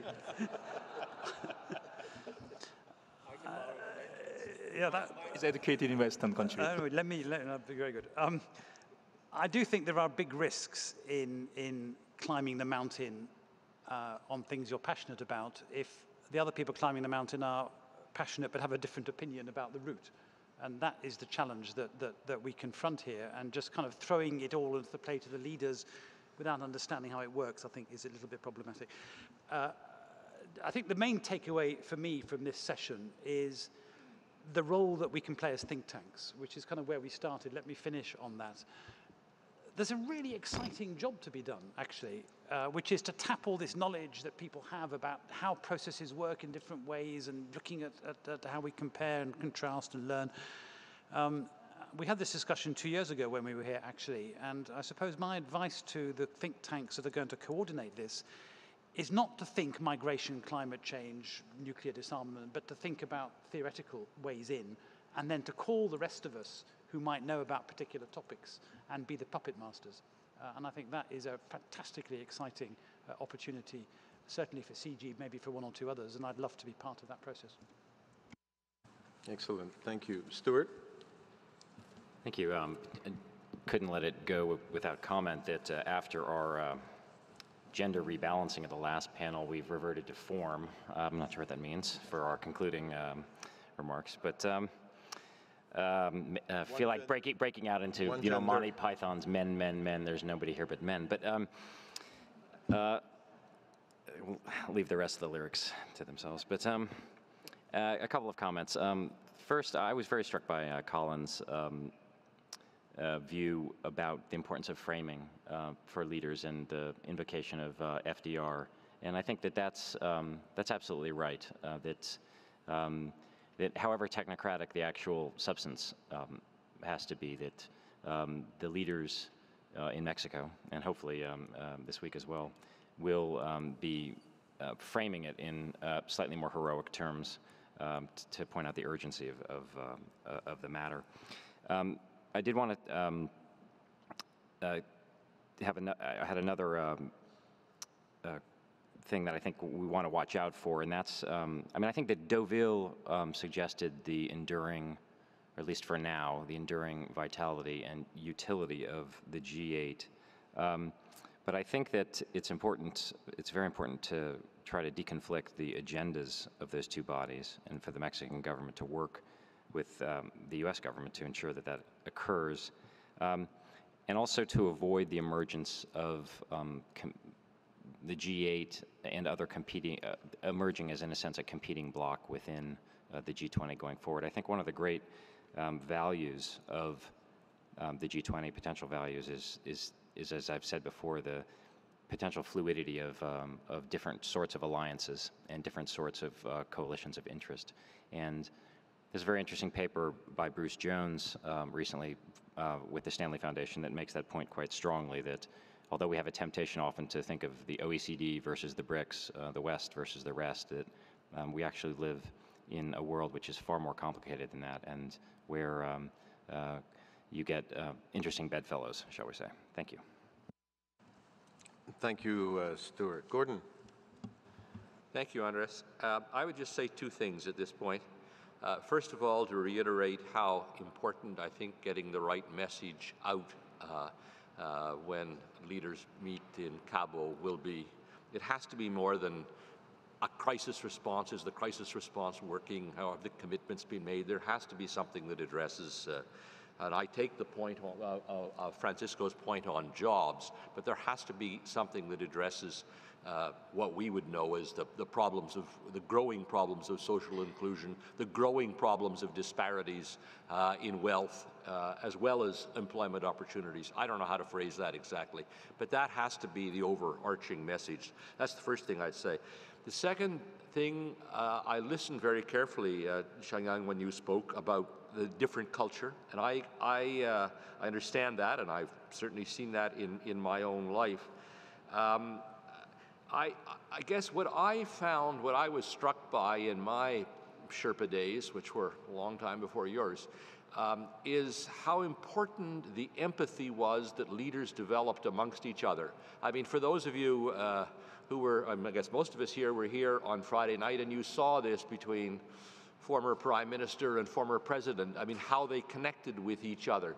That kind of relationship makes problem solving a lot easier.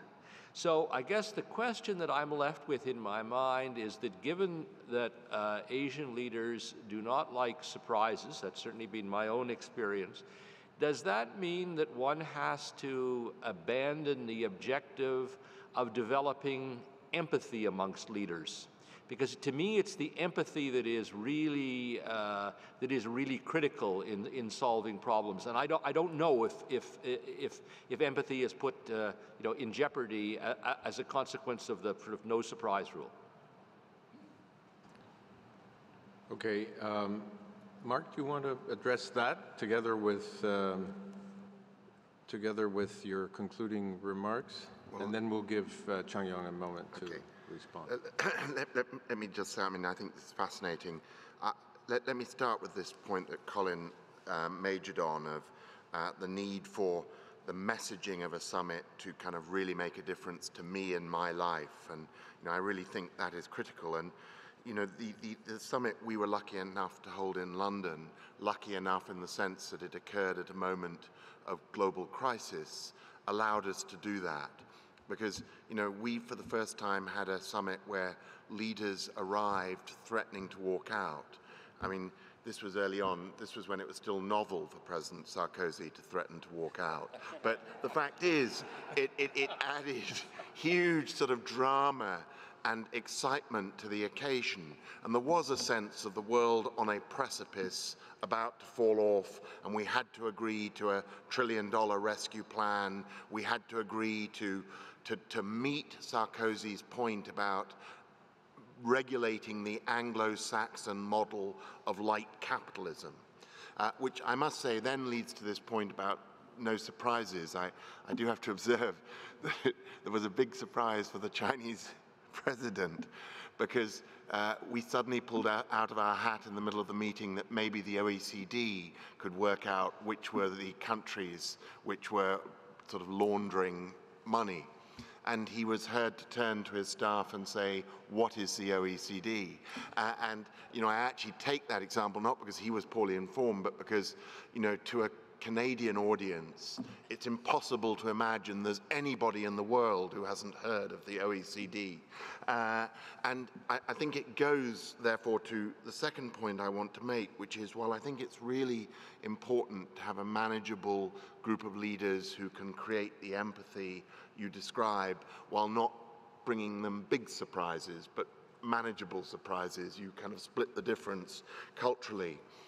You know, in truth, unless you've got the burning of the global financial markets, you do have to work through, as Anne and Simon have argued, massive complexity to arrive at a simple conclusion. There is, you know, I just think we don't pay enough attention to the different points of view on issues, and that goes to why, you know, I actually don't think it's a failure of leadership to not always bang your head against the brick wall of something that isn't going to move. I felt I was constantly telling Gordon Brown to give up on always trying to get the Doha round into every summit.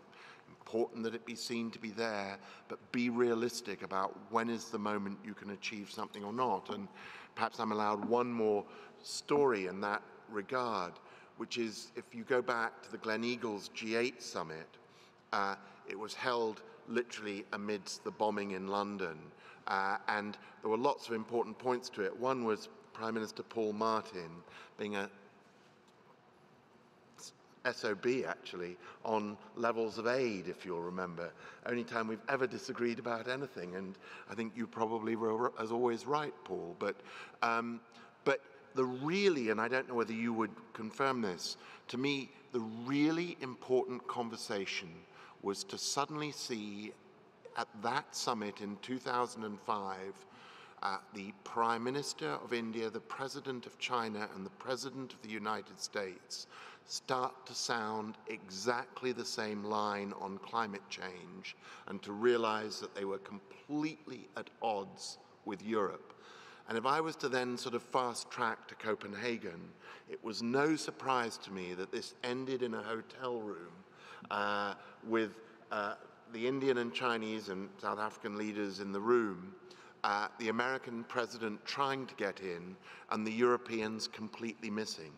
You could see that, you know, this new split, this new profound disagreement about how to deal with climate change was starting to shape up. And unless you have a sophisticated enough way of thinking about these issues that captures and tries to work through those differences, and which waits to the right moment to pounce on a possible consensus, then you're never going to get leadership, because, you know, leadership is not just 20 guys and girls in a room agreeing something in the global world. These issues are so profound for the interests of the different countries involved that you've got to get a map of complexity and work your way through to it, to a point where you can capture agreement. And so, you know, I don't have a PhD in any of this. I'm a simple practitioner, but I do think we kid ourselves if we just boil it down to compassion or sympathy, rather empathy, and a small number in the room ready to do a deal. We need a much more complex model of how to arrive there. Thank you, Mark. A very quick 10-second. I mean, intimacy and empathy is needed. That does not conflict with my view. But let me just say one thing. If based on all the examples that Lord Brown just gave, we can have two different interpretations. Western media can say it's a dramatic success. The Oriental media can say it's a lack of preparation and complete chaos. So that's what I'm saying. Good. Good. Okay, well, we're out of time, and I think this has been a wonderful panel, and I'm extremely proud to have been asked to moderate it, chair it. I won't make any summation because we have the best Terminator summator in the room who is going to be doing that. So just join me in thanking the panel and expressing our appreciation. Just before asking Paul Martin to come up, I just wanted to respond to the point that Rhee made, in part because so many other people at Table 8 pushed the button. I knew I wasn't going to be recognized, and I had another chance. And Rhee mentioned INET. CIGI does have a major partnership with INET. In fact, if you go on the INET board, you see Jim Balsley is one of the founders. We do have some task forces looking at curriculum change and economics. We are looking at developing some programs on complexity economics and beyond that. So stay tuned and happy to collaborate on some of that as well. With those remarks, we open this conference with Paul Martin and Ernesto Zedillo to give us a perspective. I think we've had a good discussion, but at the end of the day, we're all party please. I mean, we're Sherpas, former Sherpas, think tank officials, researchers, trying to influence something. But the only person here who's actually been in that room and participated and chaired, there's one. So we're going to ask, we've asked Paul if he could tell us whether anything we've done here is useful, or we get a passing grade, or do we get excellence. Paul.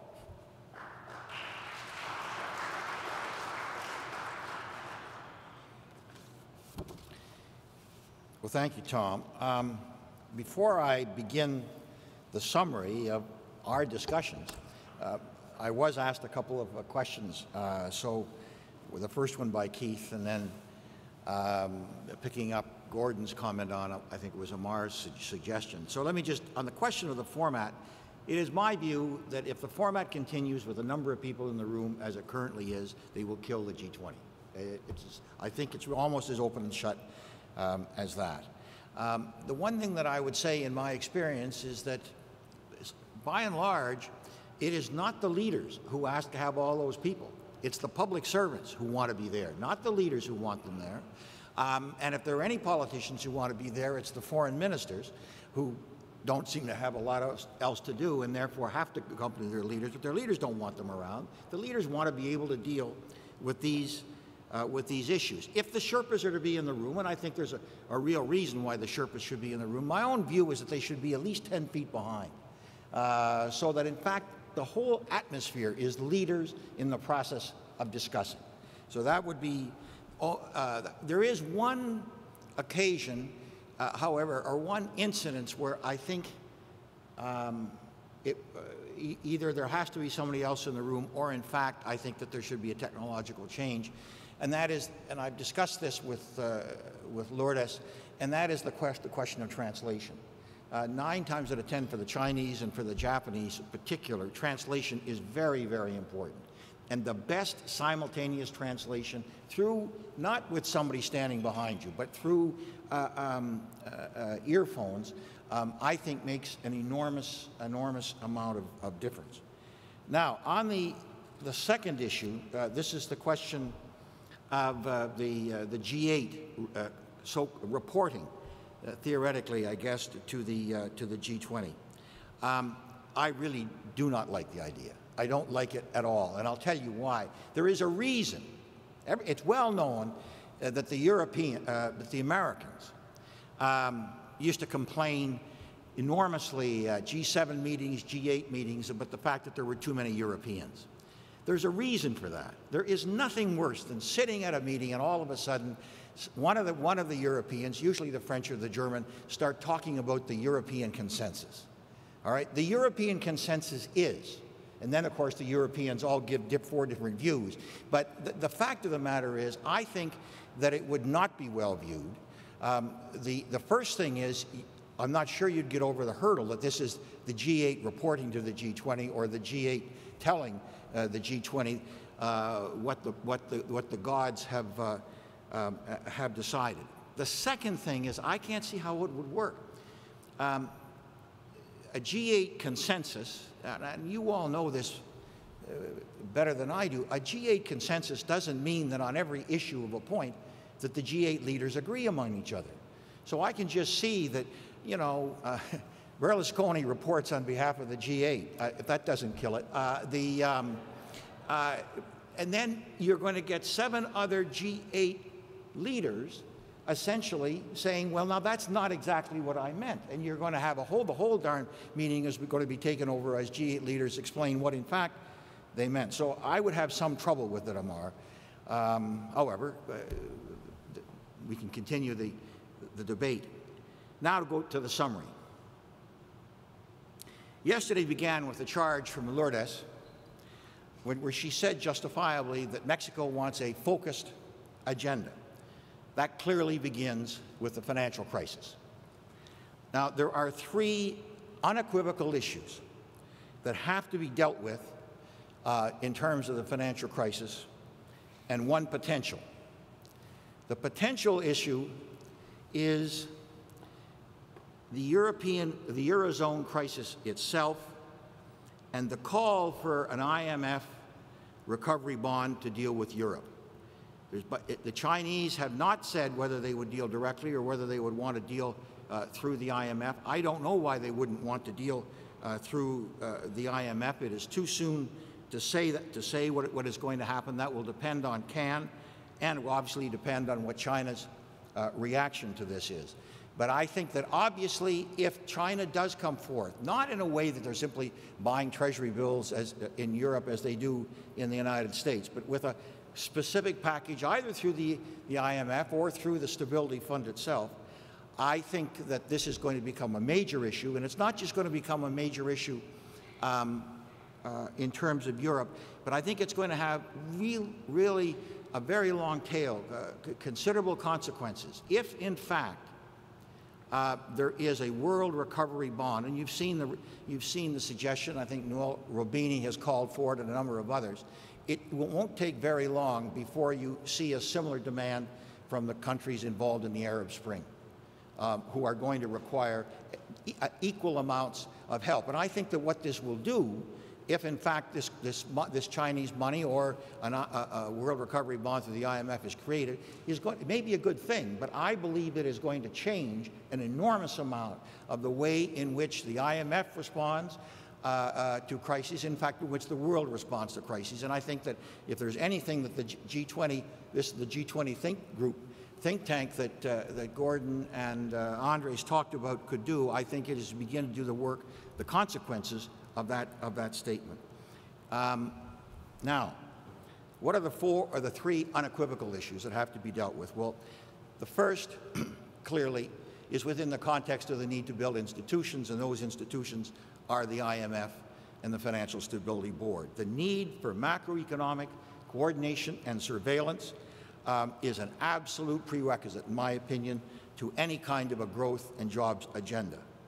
Now, what that translates into is the need for the IMF to be able to do independent work separate from the G20 and then engage in naming and shaming, which the IMF at the present time is reluctant to do. Those of you who would like to read further on it, there's been very good CIGI work from Paul Jenkins and Ralph Bryant on this particular issue. And I got to tell you that I think Ernesto Zedillo raised it the other night. And he also raised it, by the way, as a major failure of the G20 in terms of the IMF. He has a quote of mine saying the very same thing, which made it very hard for me to dispute him, which I thought was really dirty pool. But the fact is that he was absolutely right, that unless the IMF is capable of engaging in naming and shaming, following a failure to engage in the kind of surveillance and the kind of macroeconomic coordination that in fact the G20 itself has called for, then I think that we've got a problem. So that's the first, and I doubt if it will be dealt with at Cannes. I think it has to be dealt with no later than Mexico. Still within the context of the IMF, there is the and this question of macroeconomic coordination is the question that was raised here yesterday, and that is the side-swiping of countries who were innocent bystanders. This has not been part of the discussion, but the fact is in Asia and in Africa, there have been countries that have been badly sideswiped by what is going on in Europe, and the fact is that the IMF is, that's right, and the IMF is going to have to step forward to deal with this in one way or the other. This then flows into the issue that Changyong Rhee raised, and that is the resentment of countries who feel that Europe has been given special treatment as opposed to what happened in Asia or what has happened in Latin America. And I must say that I was glad he raised it. The answer is this may have been 10 years ago or 5 years ago, but the fact is that resentment exists, and it exists very strongly in Latin America as well as Asia, and I think that it's going to have to be dealt with. You think I could get a glass of water, Tom? The second issue is the need to strengthen the Financial Stability Board, and I just like to, thanks, Keith. I'll charge you later. Good, thank you. Let me just tell you that at the time that the G20 finance ministers was given the okay by the G7, the same meeting okayed the Tietmeyer report to create the Financial Stability Board. A number of us at that time said that the fact that the Financial Stability Forum, that the Financial Stability Forum was limited to the G7 countries and about 4 others, that it had no staff, that it had no authority, meant that the Financial Stability Forum was going to go the way, ultimately, of the dodo bird. Well, then, when the G20 was formed at the leaders' level, it was China, I believe, that insisted that the Financial Stability Forum be translated into the Financial Stability Board and that the G20 countries and a couple of others become members. But the fact is they made the same mistake. The Financial Stability Board is a very different body than the G20. It has to have a much wider membership. And to limit it only to the G20 members is to simply, I really do think, is to call into account the legitimacy of the people who are making the decision. This is not a body that could be limited only to 20 countries. There are other changes that have to be required. It requires a treaty. If, in fact, the Financial Stability Board is going to be able to go head-to-head, as it may well have to do with the IMF, and not be considered a junior partner, it should be given the authority of a treaty, and it should be given far better staffing, and it should be given the means of enforcement. And I think Stewart Patrick referred to the Eric Highlander article, but the fact is that he deals with this really quite well. Now, the third issue, and it was interesting, and it's too bad, maybe the next meeting, I think there should be I wasn't quite sure what Simon Maxwell was referring to, but in my opinion, the third issue that has to be dealt with in Mexico is that development cannot be seen as something separate or divorced from a country's economy. It is, for many countries, obviously for those who are recipients of aid, but for a lot of other countries who are really facing some difficulties, development is their economic issue. It's an economic issue as much as the European crisis is an economic issue for the European countries. And I'll just go back, and somebody else referred to this as a comment, but just let me tell you, in my view, if development is not accepted as an economic issue on the same level as the other major economic issues which we have been talking about here, I think that we will be open to the accusation that the G20 is simply the G7 in drag. Now, there are other issues that were discussed here, and I'm not dealing with them as necessary absolutely for Mexico because of Lourdes' need to focus, but also because, and somebody else referred to this, and I'm trying to summarize what the meeting was all about, the reason we also have to focus is because of the absolutely unacceptable thesis that these meetings can be held at supper and the next morning. It is just nonsensical to hold them under those circumstances. The fact is those other items, and I don't have to go through the list, you've all talked about them, food, price volatility, climate change, energy, green growth, security, all of the issues that have been raised here. On these, at a minimum, signals should be sent, and I think you would all agree with this. But I've got to say, I don't think those signals should be sent unless the G20 is prepared to authorize the work done, essentially the cooperative work done among its members, to at least make some kind of progress. We cannot allow any longer the G20 to simply create a grocery list of wishful thinking. And I think the only way you're going to do that on items that cannot be dealt with there is to send the signals, but that signal has got to say we are creating the working groups, we are authorizing the independent agencies that are out there to work on this. If you don't do that, then I really do, again, the credibility problem is going to develop. Now, there are other issues that were not necessarily discussed in depth here. And the reason that I didn't go into all of those is that we've now discussed them over the last day and a half, and I think the discussions have been incredibly good.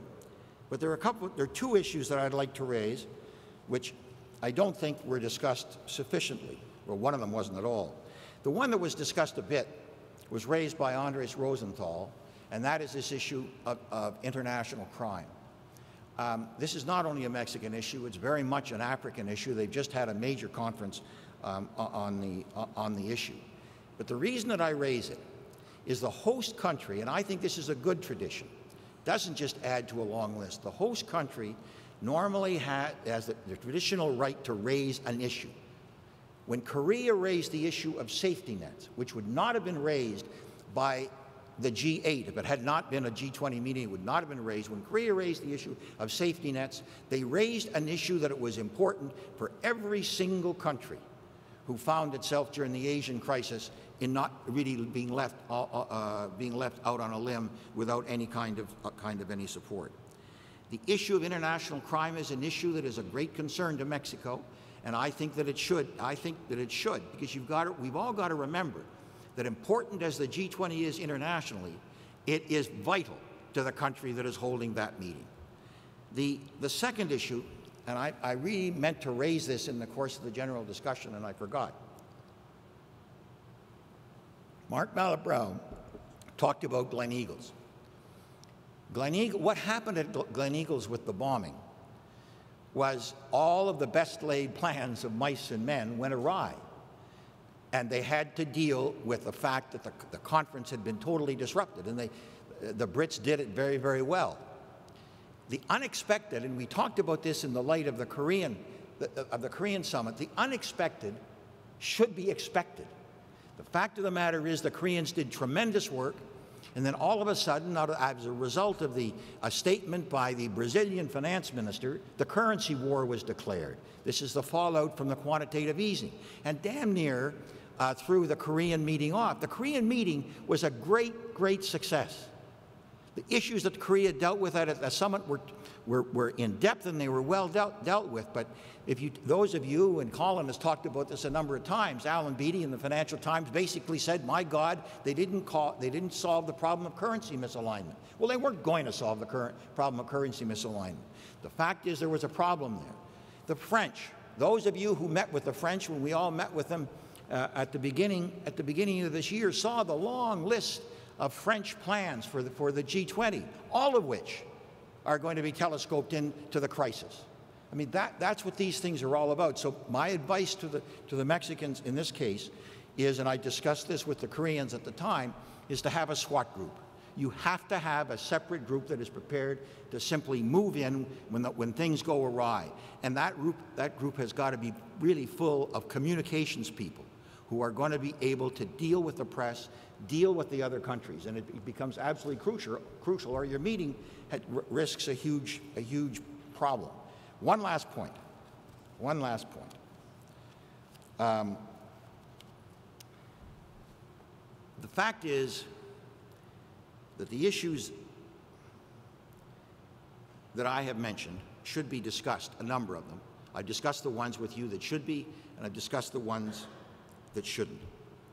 This is partially the need to focus, but it's also that an awful lot of these issues, a consensus on the way to implement has not been arrived at. So what you get is you get an agreement on the issue, but no work has been done on the way to implement. The best example of this I can give is R2P. R2P was a resolution of the United Nations. Presumably every country that voted for it because they understood the need to implement. The fact is that in Libya's case, the vast majority of countries went along but were not prepared to implement. And I must say that I still remain amazed at the fact that Germany refused, in fact, to contribute to the effort. I raise that because in the context of the point that was raised by Andres Rozental and Gordon Smith about a network of G20 policy think tanks. Somebody has to help prepare the way. Somebody has to get the issues right for handling. And let me just make 2 points. At the time that we were arguing very strongly, prior to George Bush's decision for the G20, it was a group of think tanks who did an enormous amount of basic work that the bureaucrats were able to take over. My own view is that and the point that has been made here now a couple of times, that you are dealing with different cultures, you are dealing with different history, you are dealing with different political systems, and you are dealing with different economic systems. And to say that you do not have to do an enormous amount of preparatory work when you engage in the kinds of decisions that we're going to ultimately be asking the G20 leaders to assume is to really fundamentally fail to understand how difficult it is for leaders to be able to deal with people who do not have the same starting points and who had different assumptions than they do going into a debate. That's absolutely crucial. So I think, but how do you deal with this? I don't believe that the bureaucracies can deal with it. They've all got their plates are full. They've all got to deliver for tomorrow. I think what is absolutely crucial is that there be a group understanding the different cultures, reaching out across those cultural boundaries, who are able to do the preparatory work on that long list of issues, because we're not going to get those issues onto the leaders' table unless that preparatory work is done. And I think it can only be done by this group of think tanks that Gordon spoke to, but more importantly, that Andres has announced for Mexico. So I would congratulate you on this. Now, therefore, that is it. Now, one last thing that it really occurred to me as I came up here. Somebody's going to say to me, you know, you said to focus, and then you basically endorsed the long list of discussions that everybody here in the room had. Well, let me tell you something. I simply did, you all said to focus, and then you all added this long list, and to be quite honest, I'm sure you saw Lourdes came, and Lourdes said, I'm going to focus. And then she started discussing all of these other issues. And so it's a natural thing for us to do. And that's, again, why the reason I think for this network of think tanks, because we don't want to let these subjects die, and we do want to deal with them. So as far as I'm concerned, what we should really do is let the reason for this thing of think tanks, what we should really do is let the leaders focus and let the think tanks lead.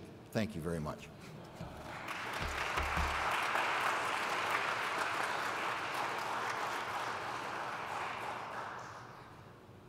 Paul, thank you very much for that, for opening Friday night and for this terrific close. You're a friend, a mentor, a leader, a guide to us, and your passion and wisdom comes through on every occasion. We really appreciate it. On that note, I just want to say a couple of words of thanks before inviting you all upstairs for a final lunch, which is informal and relaxed. Obviously, first thanks to all of you who have come in long distances in some cases for joining us, for the thought that went into your contributions. To the team, the program team that put this together, there were a group of them, but Barry Karen in particular I would single out for providing leadership and a lot of hard, diligent work. Barry's very good. He sort of, you know, sent me an email looking for some guidance or direction, and, you know, 2 minutes later he was on to Brenda saying, Brenda, be sure this is on top of his file. He knows how to make things happen, and Brenda was very good in ensuring I was on top of as much as I could be. Obviously, our technical team, Neil, our IT team, done a terrific job. Deanne Leafso, don't know, see if she's in Deanne down there, sort of our program coordinator, manager on this, who's done a terrific job. I don't know Britton. Britton, I think most of you, if not all of you, have met Britton. I was shocked at the beginning of this past week because I got an email from Human Resources announcing that Britton had her skills, personality, and everything else had been recognized and stolen away from us. And I think it's a terrific opportunity for Britain, but it's as you all know, it's going to be something we're going to miss terrifically here, not just we on staff at CIGI, but for those of you who visit us regularly. So, Britain, thank you, and good luck in your next endeavor. Fred, communications team, everybody, when you get into this, there's always a risk you're going to miss somebody, and I'm sure I have. But thank you all. Lunch is served upstairs, and we look forward through the think tank network, through other collaborations to carrying on in the future. Thank you.